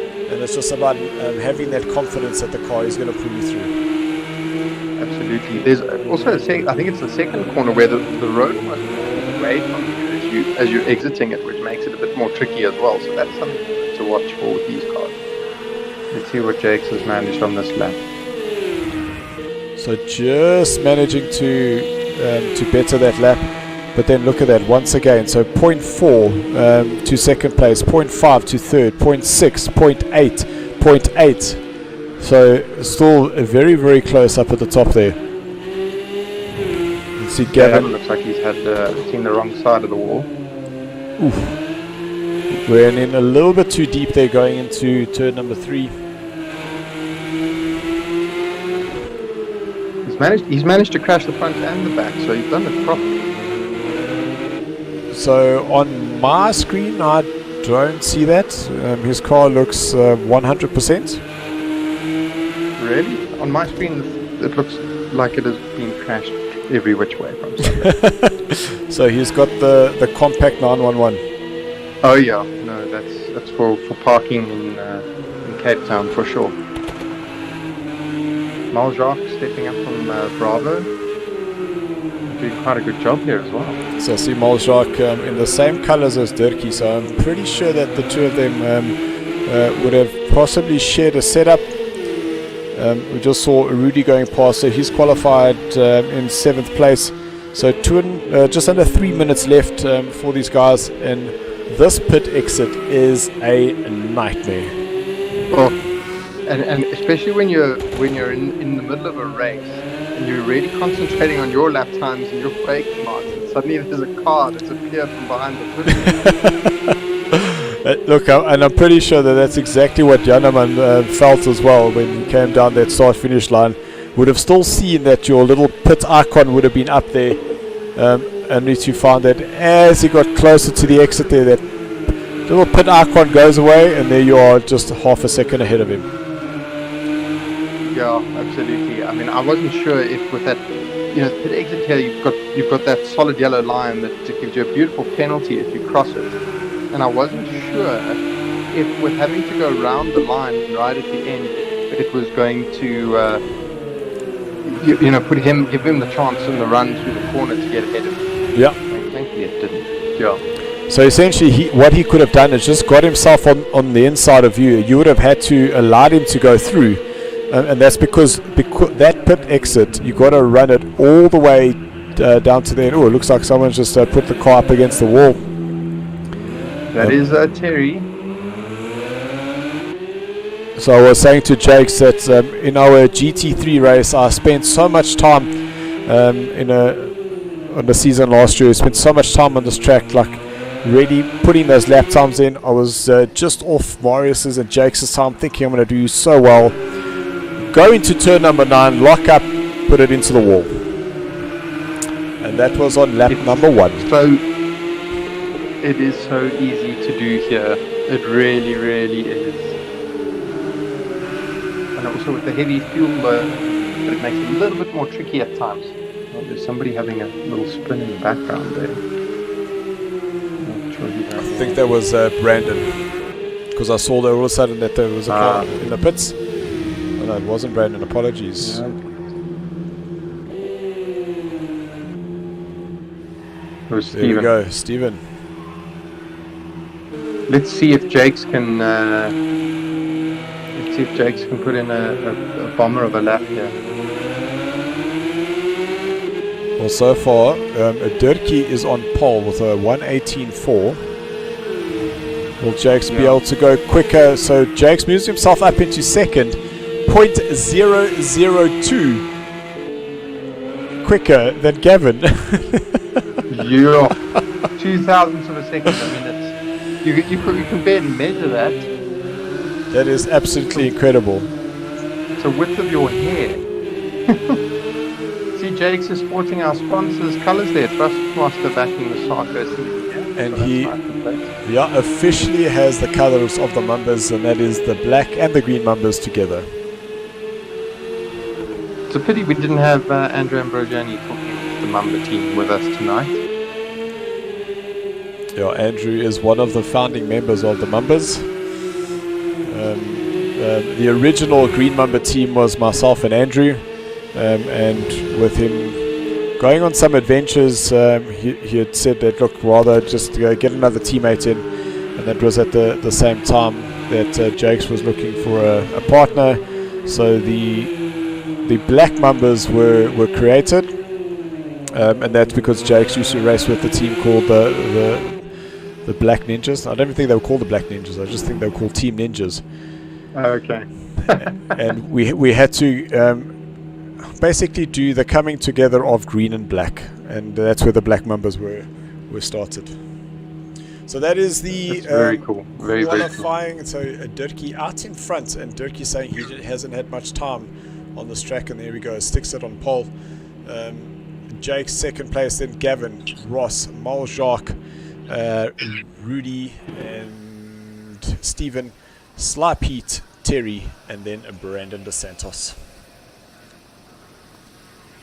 It'll be interesting to see. We've got some new faces from Bravo in tonight that aren't there normally, so this will be good fun to watch, I think. So what I would just like to mention is we have seen Mal Jacques, Stephen in the Bravo tier, but let them not fool you that they are alpha tier quality, and it's possibly just because of the qualifier that they had where they found themselves in the Bravo tier, not to mention just that influx of new drivers that we had. Mm-hmm. But you mean that coconutting road Porsche that you made us qualify? That qualifier? Apparently so, yes. Yeah, that coconut Porsche that I could not drive to save my life. That would be the one, yes. Yeah, no, I didn't love that thing. Right, guys, so the same as before, that was the sinking. We have been waiting for the guys have now loaded their setup. They will do a formation lap, even though they are in formation, and just to get the guys on a rolling start, and then we will be racing 40 minutes here at Long Beach. I think the rolling start here is so absolutely critical. That run down to that first corner it's a long way, and off a standing start I think the Haji-Baji could get a bit heavy, so yeah, I think a rolling start is going to get a lot more cars through to the end. Well, we definitely saw that from the Bravo tier, that through the first couple of corners that they were all single file, but obviously as you start, that was Jake's nearly up against the wall there, but as the car as you start settling, you start finding your rhythm, and that's when you start closing down on the drivers in front of you. Yeah, absolutely, and this track is all about the rhythm. There are so many bumps and so many little things to catch you out on this place. You really do need to get into a good rhythm and a consistent line, and you should be okay. So I'm just taking note of all our drivers, so we're able to just make sure that we catch them once they've pitted. But all I can say is, man oh man, did Mal Jacques pull a fast one on us. We honestly did not see him pitting. So we thought that Johan VDV was up for a podium place there. Meanwhile, Jacques had pitted without us seeing. I must say that this Bravo Championship has been incredible. Just the guys that we raced with Mal Jacques, Johan, and Janneman. Wow, those guys have upped their game. Incredible, but awesome guys to race with, and you know you're in for a serious battle when they're on the grid with you. It's great. Yeah, most definitely. So you can see Dirkie dragging this out as long as he can. He knows how long that run to turn one is. He'll also be hesitating. 10 angry Porsches behind him. I'd also be a bit scared. But now what that does allow him to do is move to the outside. Oh, that's Ross trying to have a little look on the inside of Gavin. But Dirkie is through. No incidences or incidai. One incident, too many incidences. Not sure what the correct one. I've just confused myself. Yep, that is. I think Google will be our friend there at some point. No, Gavin. Understeering coming out of turn number 5 and put that up against the wall. So Ross, a little cheeky move to the inside into turn. Ross. So that's now released Rudy up into third, and Mal Jacques is now fourth. So I'm pretty sure we're going to see the likes of Ross going into the pits now, nice and early, and that's definitely not going to help his race for later on, because I know that the tyres here, we heard Jake's talking about it, the tyres get eaten properly in these GT3s. Okay, so we're expecting a tyre swap then, are we? So Jake's was saying that there we go. So there's Ross breaking away into the pits, and it looks like Gavin joined him there as well. So it was actually Gavin who went in first, and Ross. So those two. Jakes was saying if you are able to just look after your tires, you don't necessarily need to. But I just know with the pace that these guys are going on, they would definitely need to put them on. Yeah, absolutely. I want to go and have a look at Jake's hunting down Durkee. Gap does seem to be closing ever so slightly. I think Rudy and Maldonado are also going to be having an epic battle there. So it's actually so good to see Rudy up there now in third place. And shame, Rudy was the driver that had qualified season after season, like just missing out on those podium promotions. Then all of a sudden, what then happens is we get Rudy missing it, but being on the cusp, and he hit that 3 seasons in a row where he just missed it. And Rudy's a consistent driver and a good driver, and lovely to race. If you want a wheel-to-wheel battle with him, Rudy's your man. So great comment there from Ray. Says that he sees that Brandon is driving Morris's car with the lights on. So yes, most definitely. So that is I suppose in honor of Marius, I suppose is why Brandon took that car. But we will definitely are going to be investigating to see how we can help Marius to get him racing with us once again, going into our new season. So next week, guys, that we will be having just that 1 week break, which just allows us to get all the details ready together for the new season. It will be a shorter season, so 1 week qualifying and then a 6 race season, so that we are able to finish before the 16th of December, because we know that after that a lot of guys go away, and then the racing just kind of fizzles out from there. Ooh, Jake's going a little bit deep there into turn number 11, and you can see Durkee now being able to pull away, but as I say pull away, Durkee moves out of offline there to not let Jakes get any toe. Exactly. That's like watching single seaters down the back straight in roll form. You watch them weaving side to side and stop each other. The Hills brothers would know all about it. Most definitely. Not only the Hills brothers, don't forget Lendl as well. Most of Formula V actually is in SARCO. I think there's at least 5 of them actually. Yeah, exactly. I lifted my foot there, Pete. Just moved it away from my pedal there as I saw that wall coming closer. So Keegan, unfortunately, so I suppose not unfortunately, because we do have Andrew Horn with us, and we did get to hear the smooth, silky voice of my Jakes commentating.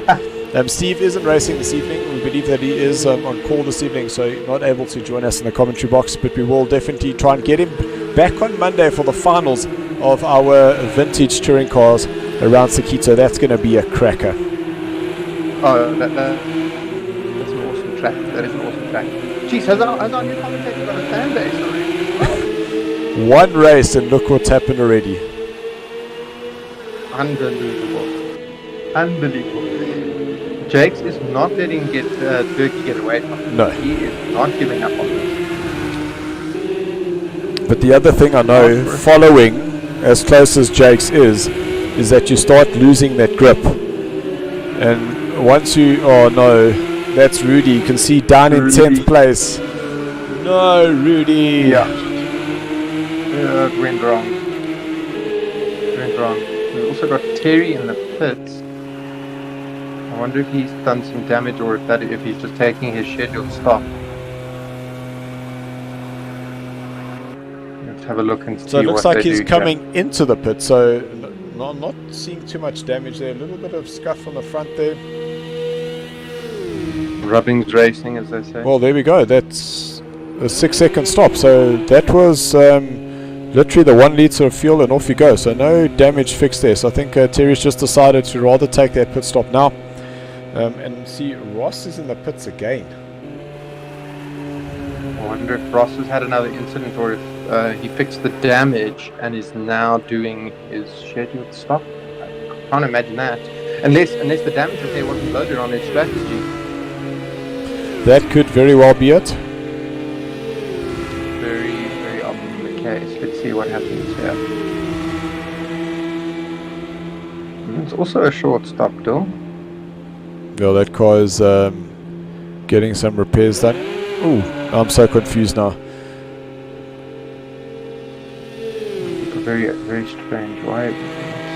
2 in the space of 10 minutes. Very odd. So back to the race out in front, and Jake's still trying to close down Durkee. I'll say close down, but half a second between those two. And what I was saying is that once you get following so closely, you start losing that downforce. What happens, you start understeering, you start heating your tires, which starts wearing quicker, and then you're not able to keep that pace up for much longer.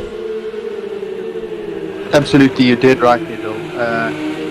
But with a street circuit like this, passing isn't always easy. There are a couple of good spots, but generally this track is quite hard. So talking about passing and good opportunities, we did manage to catch a fantastic sequence of Maljak and Brandon going side by side into turn number 9, which put Maljak on the inside. Brandon then goes on the inside for turn number 10, which then puts Maljak on the inside for turn number 11. So absolutely fantastic. They were too wide through all 3 of those corners, and the position change in the end there. Whoa! Oh, Stephen! Nearly. He was waiting for slight brake lights, and then I think the brake lights came on and he counted 1, 2, and then it was too late. I think Stephen closed his eyes there for sure. Yeah, no, that sim seat's going to need a little wash, I think. Jakes and Durkee still glued together. Maybe Jake's just going to wait for Durkee to pit and then put in some hot laps and jump him at the pit stop. So that is actually a pretty... Ooh, that was that Durkee up against the wall? Did you see the car Looks just... like yeah, look, the bumpers are hanging off on the side. It's done some damage. So now a straight line speed race. I'm just trying to see, is that Maljak in the back there? Oh, there's Maljak there. So look, Maljak is only 6 seconds off these guys in the front. So any little mistake, so he can see Jake's just going around turn number 1 there. So any little mistake out in front, and the Jack will be straight back in there. Absolutely. Oof, Jake's the back markers are holding Durkee up a little bit. That is. So that's either Brandon or Terry. Ooh, Jake's touching the wall on the outside. That's going to flick the rear around. Oh, Jake's into the wall there. Which here comes Maljak. So Maljak will just straighten up there, go around him. So Maljak now moves himself up into 2nd place. So it's like Christmas and his birthday all in one go. Yeah, 100%. So now this would be the time for Jakes. He's going to have to come in and rather take his pit stop, get that damage fixed, and let him go racing again.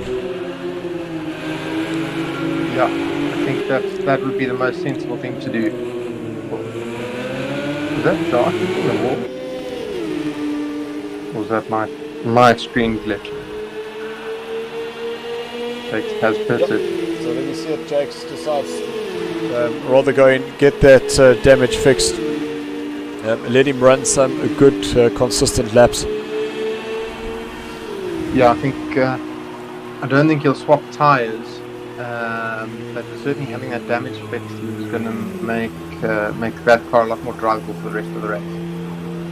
And the thing about the damage, if it is just the aero damage, that can be fixed pretty quickly. So that wasn't too bad of a stop there. Jake's going to have to hammer in those really fast times now, I think.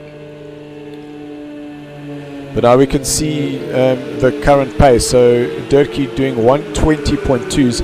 So let's just see what times Jakes is able to do. And the other thing that, man, and I'm just hoping that possibly in the next season we do see more of Gavin, because you can see Gavin doing 120.6. So he's right up there in the times of first and second.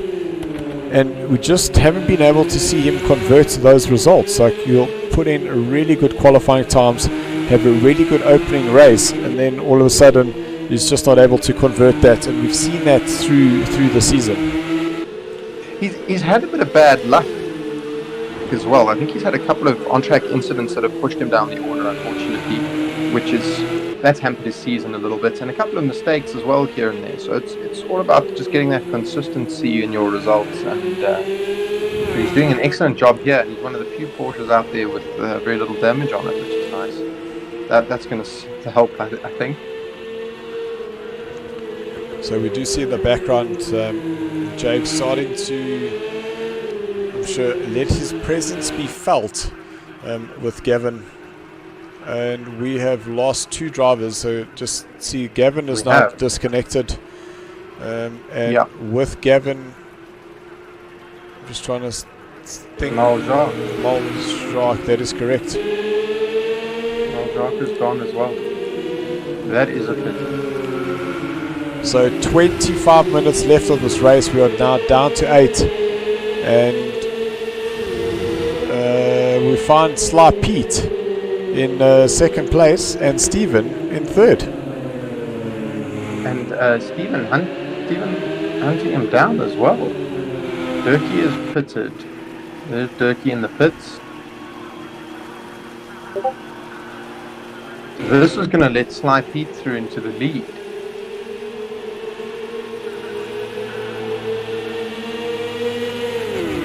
Yeah, Sly Pete and Stephen through into first and second, and not much between them. So this should get very good. So Gavin's just joined us on the stream to say DC again.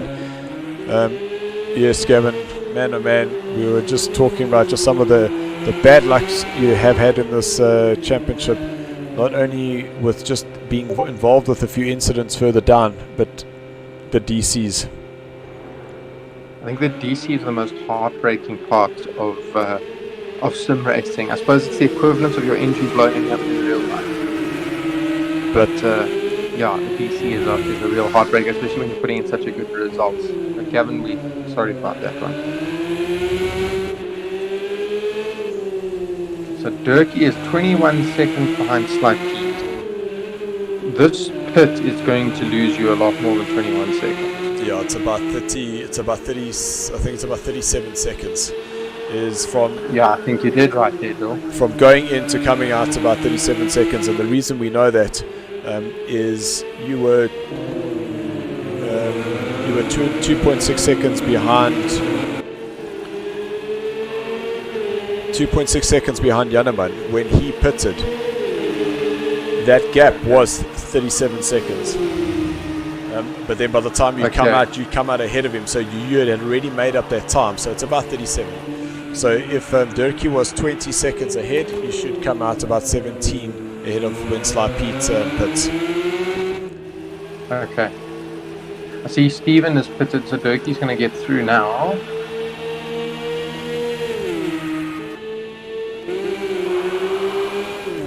Like a reasonably quick stop for Stephen as well, so... And I can only imagine what those little dents and dings in that rear wing are doing to that airflow over that car. Oh, absolutely. Absolutely. It'll be a bit tail happy. We've got Rudy hunting down Terry here. Oh, Terry in the wall.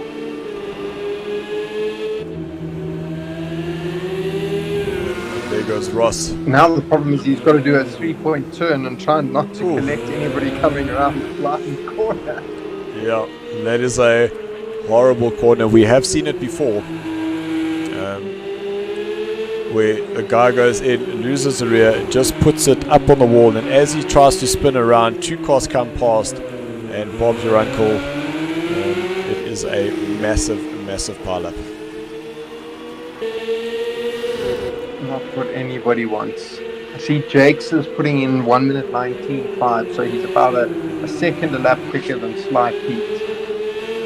We'll see. Let's see what Durkee does now. It's first lap out of the pits. I would imagine Brandon's not going to make this too difficult for Jakes because he's not in this championship.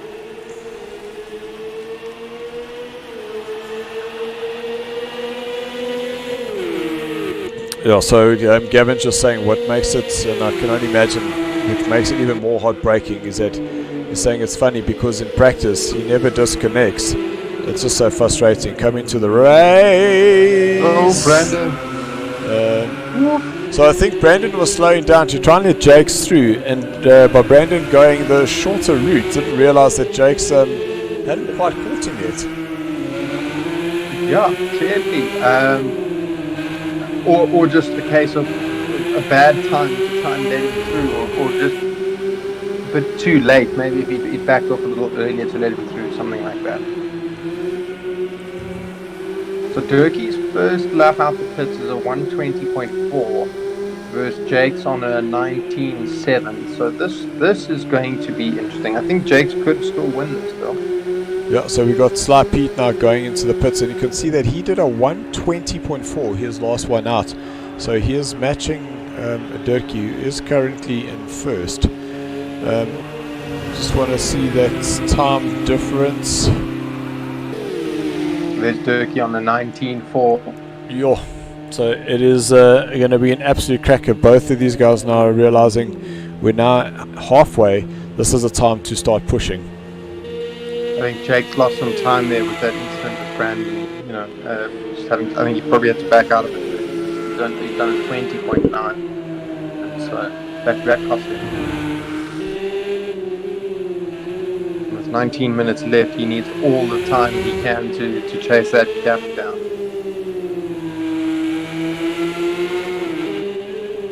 Because with him having lost time there, with 10 seconds to gain.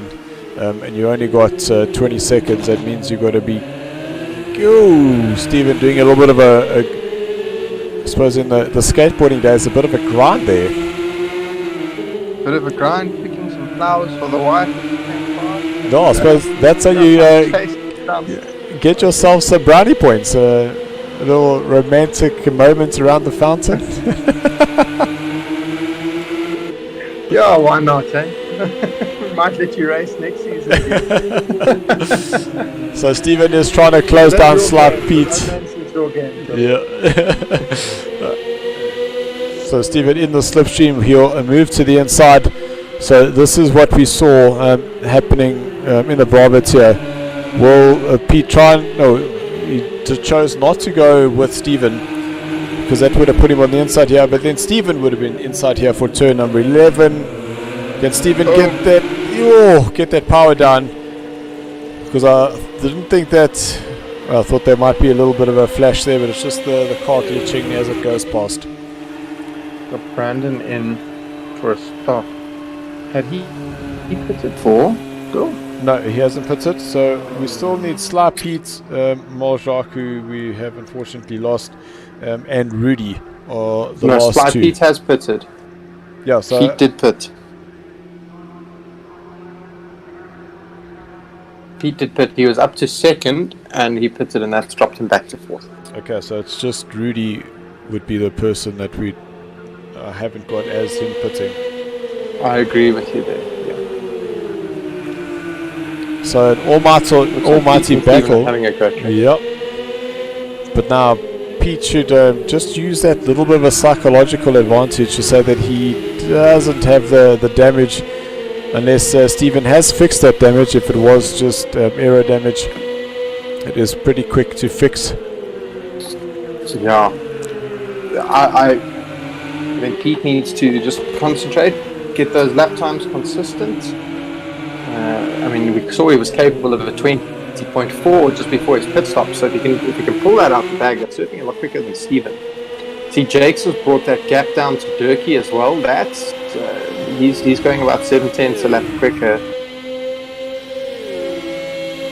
It's down from about 10-11 seconds to just on 9. Yeah, so Stephen did go 0.7 of a second quicker there, or just under 0.8 of a second faster than Sly Pete there. Yeah, no, that if he can keep doing that, he's going to open up a gap and disappear.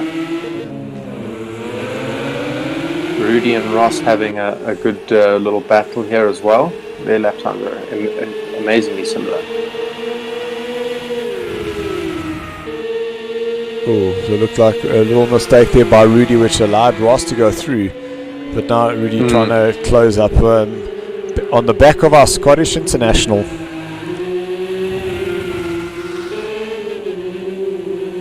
Ross has also had a mixed season. You know, he's had some bad luck, and I don't know, a few things that haven't gone his way. But then he's also gone and said, no guys, today I'm going to get a podium, and Stru's nuts, there he goes and sticks it on the podium. He needs to say it more often then, doesn't he? Yeah, most definitely. I think he's called it twice this season that he said he's going to have a good result, and so he does. Yeah, absolutely. No, Ross is a very capable driver. So. Oh, Rudy into the wall.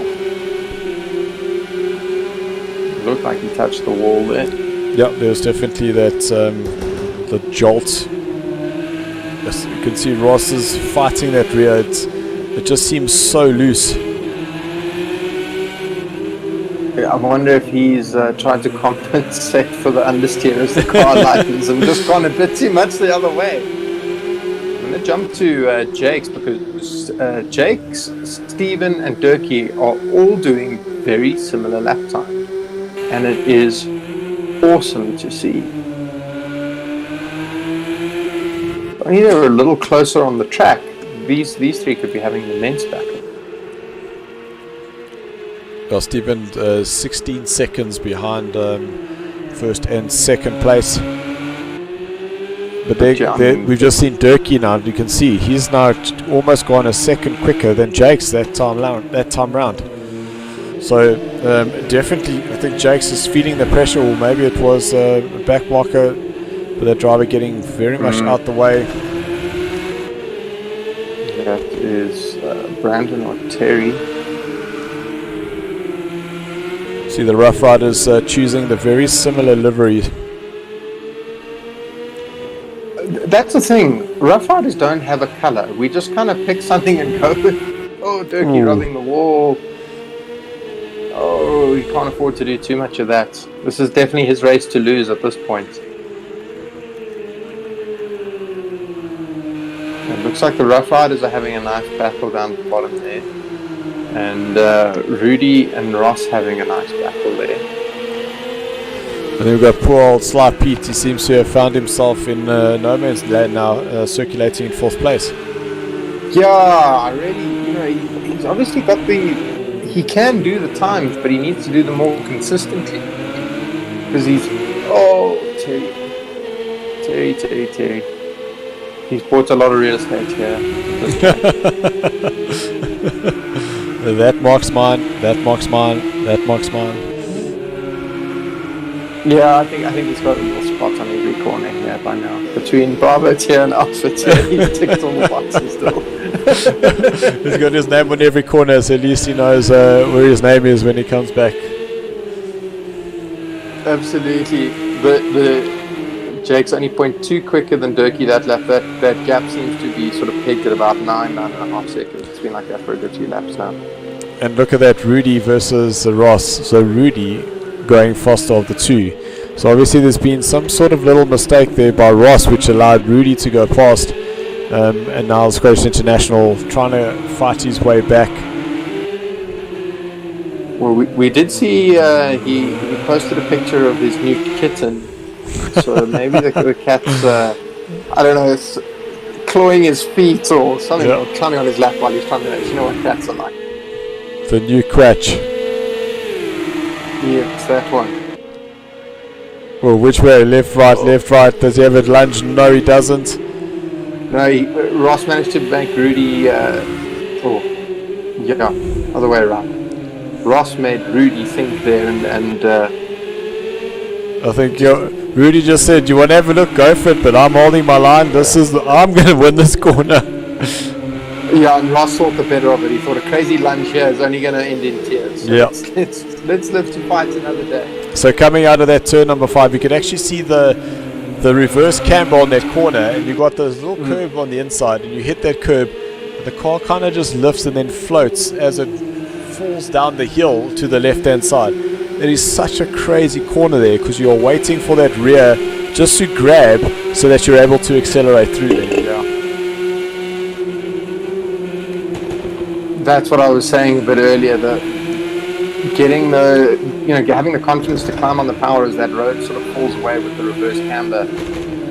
It's a challenge, and that's what makes the sim racing so much fun. Is you've got so much of this to think about.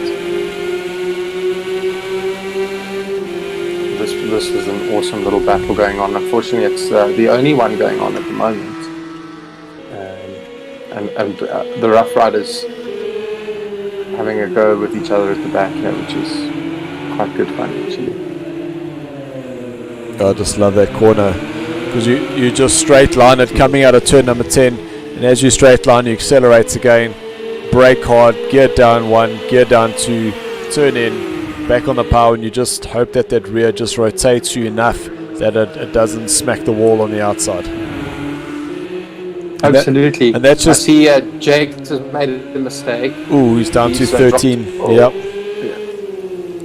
Yeah, and he did a 1 minute 23 lap there. Jake's is obviously either he's nursing some damage or he's made a mistake or something. Something's not right.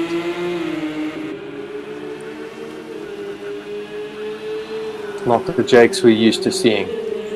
Unless he's just been trying to push too hard. Made just that little mistake, and that's it. To try and recover with a damaged car, it's just so difficult. Because you're not going to get your straight line speed, you're not going to get your turning consistent, and also it's just that confidence thing. Absolutely. I think it's also kind of put him in no man's land. Steven might be pushing to try and catch Jakes, but I think Jakes is still quite safe. If he can just sort of gather himself together, reset his rhythm and get going again, then he'll be okay there. But he's definitely in no man's land. I think. Oh, both Rough Riders having a moment.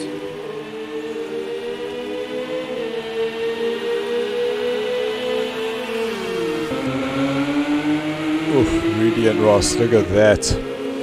These guys are going to be having good fun. I think the moment they're going to stop thinking about the positions, they're going to think this has been an awesome battle and we've had a good evening. You can just see Ross trying to get that power on and that car just twitching left and right.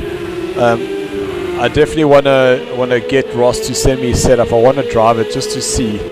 And I'm telling you now, there could have been more stability pulled out of that car than what we're seeing here.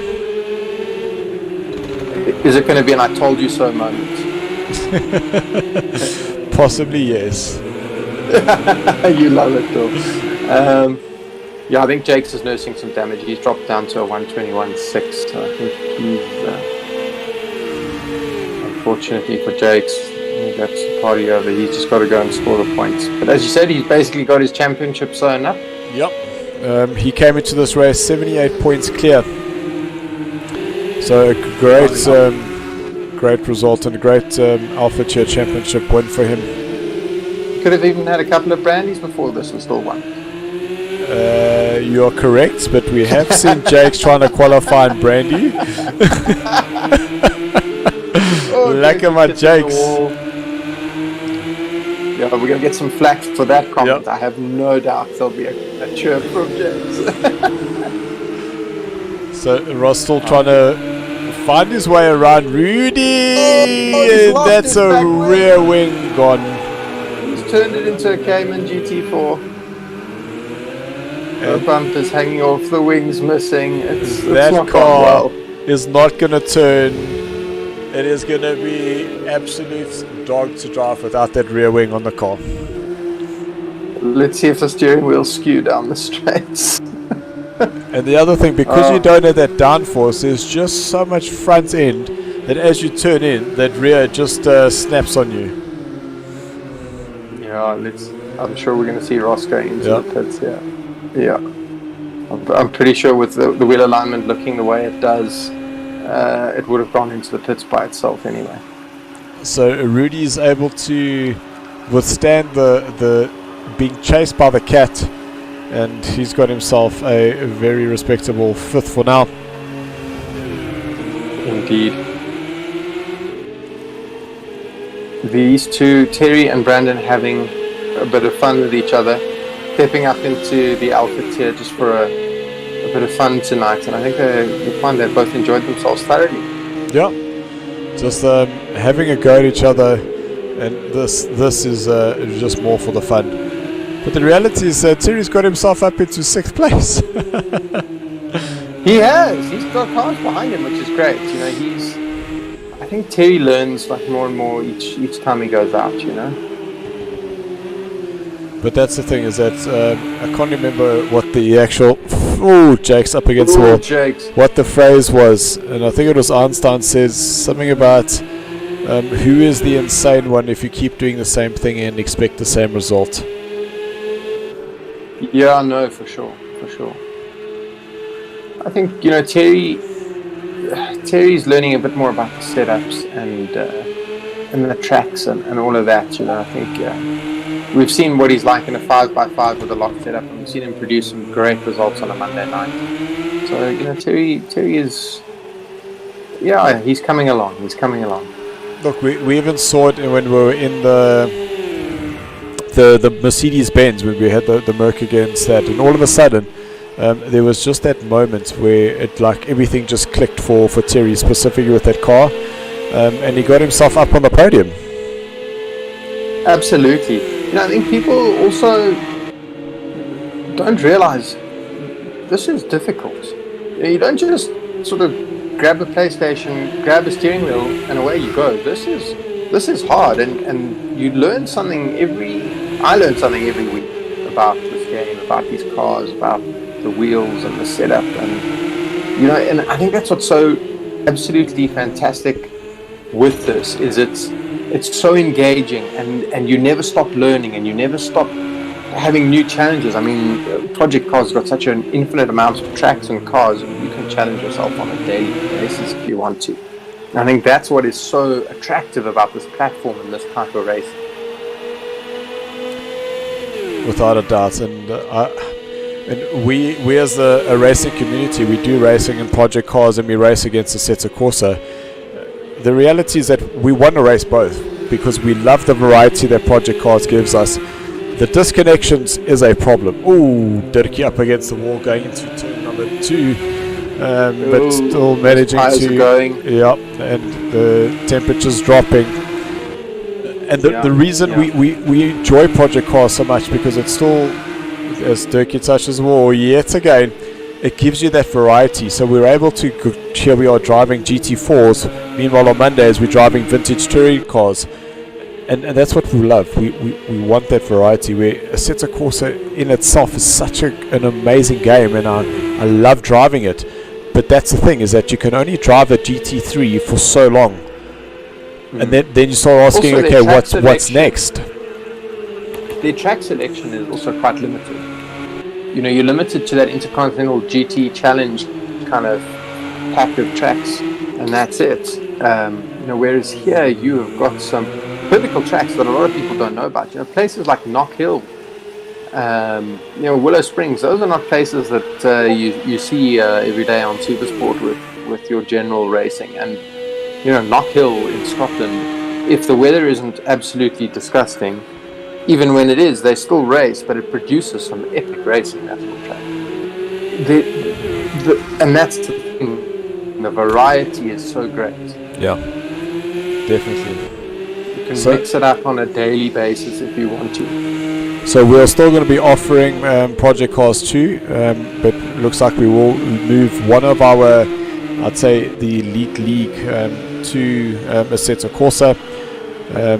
and just see what the next season will hold. We will be going into some negotiations this weekend, and then as mentioned that next week we will be taking a breather just to make sure our websites and all the rules and our sponsors are lined up for the next season. But don't worry, we will be racing that following week. It will be a shorter season. We will hit a 7 week, so 1 week qualifying, and then 6 weeks, just making sure that we get the seasons wrapped up before the 16th of December, because from someone's bumper in the middle of the road there, from our experience, that anything past that 16th, there aren't really many people around. But we still do a lot of 5x5 because we know that there are some guys that are around and still want to be racing.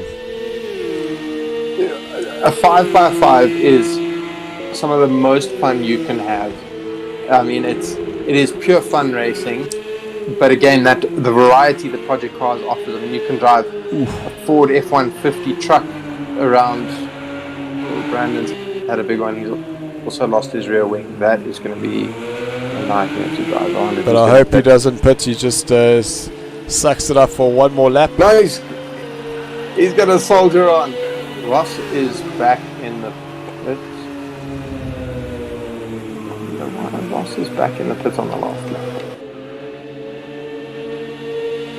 Unless he... Durkee's had a 126 there for Durkee. Yeah, unbelievably slow lap. I think he's got enough of a buffer with 1 lap to go. I'm going to jump to our leader because, he seems to have a little bit more damage every time we go to him. I think he's just rubbing the wall so gently every time. Yep.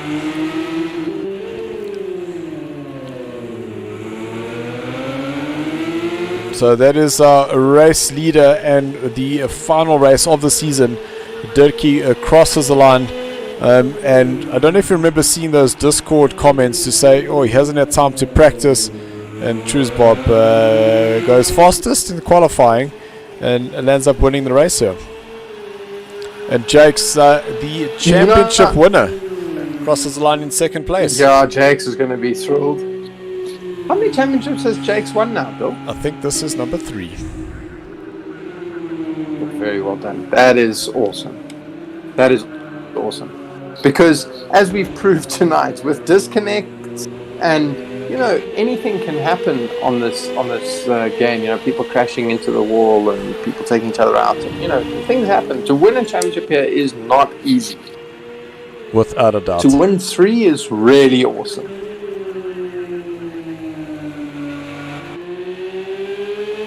It's just a pity that this race was so broken up. I think those disconnects didn't help because I think Gavin was in there with a fighting chance. He would have made it exciting. It's just a pity the disconnects broke it up because we kind of landed up with a bunch of people in no man's land all driving around a racetrack and knocking their wings off on the wall by themselves. Slight beat to smash in their car saying, I'm done with you, I am moving on. No more racing needed by you. Well, there we have it, the final results. So it is Durkee, Jake, Stephen, Pete, Rudy, Brandon, Terry and Ross. And I'm sure Terry is going to be reminding Ross that he had beaten him. Oh, look, looks like it was actually a retirement there by Ross. Very interesting. I wonder why. No, I think what had happened, because he was still in the pits and he had crossed the line, he wouldn't have finished, so it gives him a retirement, but technically he still finishes that race. Okay, fair enough. Well, hopefully, I see Terry landed up with a 10-second penalty, so hopefully... Right, gentlemen, we can just have Durkee Stephen and my Jakes in the Discord. As a belief. Brandon. I'm sweating, bud. Sweating.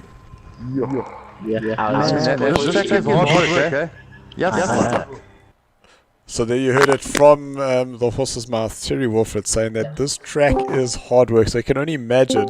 And we know what he drives, and he's saying that this is hard work. Absolutely crazy. Right, guys, so we do have our podium winners in the lobby. Welcome, guys. Stephen, a little promotion for you coming up into the Alpha tier, and then you jump into a GT3 and put yourself third. Yeah, no. I had very little practice. probably about an hour. But yes, it was fun. Car was easy to drive. Loved the track. Always do well there. Yeah. Looks like you're sweating a bit there, Stephen. I am. He didn't make it easy for me. So yeah, he made me work for it. But yeah, I caught the run on him and overtook him. So yeah. No, awesome, great drive there for you. And then my Jakes, not a win for you. And we were watching at times, trying to come down, trying to catch Dirkie, and then just that little mistake, and that was the end of that. Yeah, and that was the end of that, Dylan, because I had some damage there.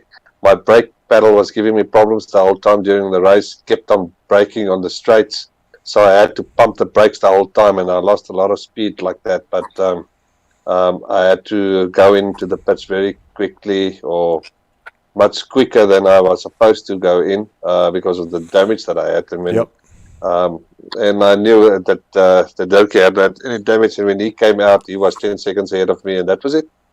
I made I spun out twice again, and that was my race. But I'm glad, I'm happy with the second place. And yeah. Not only that, Jakes. Well done to Dirkie. He had a flawless race and an absolute crack of a race, Dirkie. And well done to Stephen as well. Yeah, and that little comment that Dirkie says, "Oh, I'm not going to have practice. It's going to arrive at drive for me, guys," and then choose nuts. Look at that, on pole, and then goes and wins the race. Yeah, that was crazy, man. You know, after the update last night, I couldn't get into a lobby. I think a lot of us couldn't do that, and I said, "Oh well, that's it." And I was trying to do sometimes offline, but didn't work out, and the grip wasn't the same. And so I just said, "I'll just try to start early this afternoon after work." And I got about 2 40-minute sessions in, so I think that's good enough. Yeah, well, and I was struggling with my setup a little bit, and I've decided to take another track setup in it just before the race, and I came down with another half a second or so, and it worked out for me. Well, sometimes a gamble like that does work.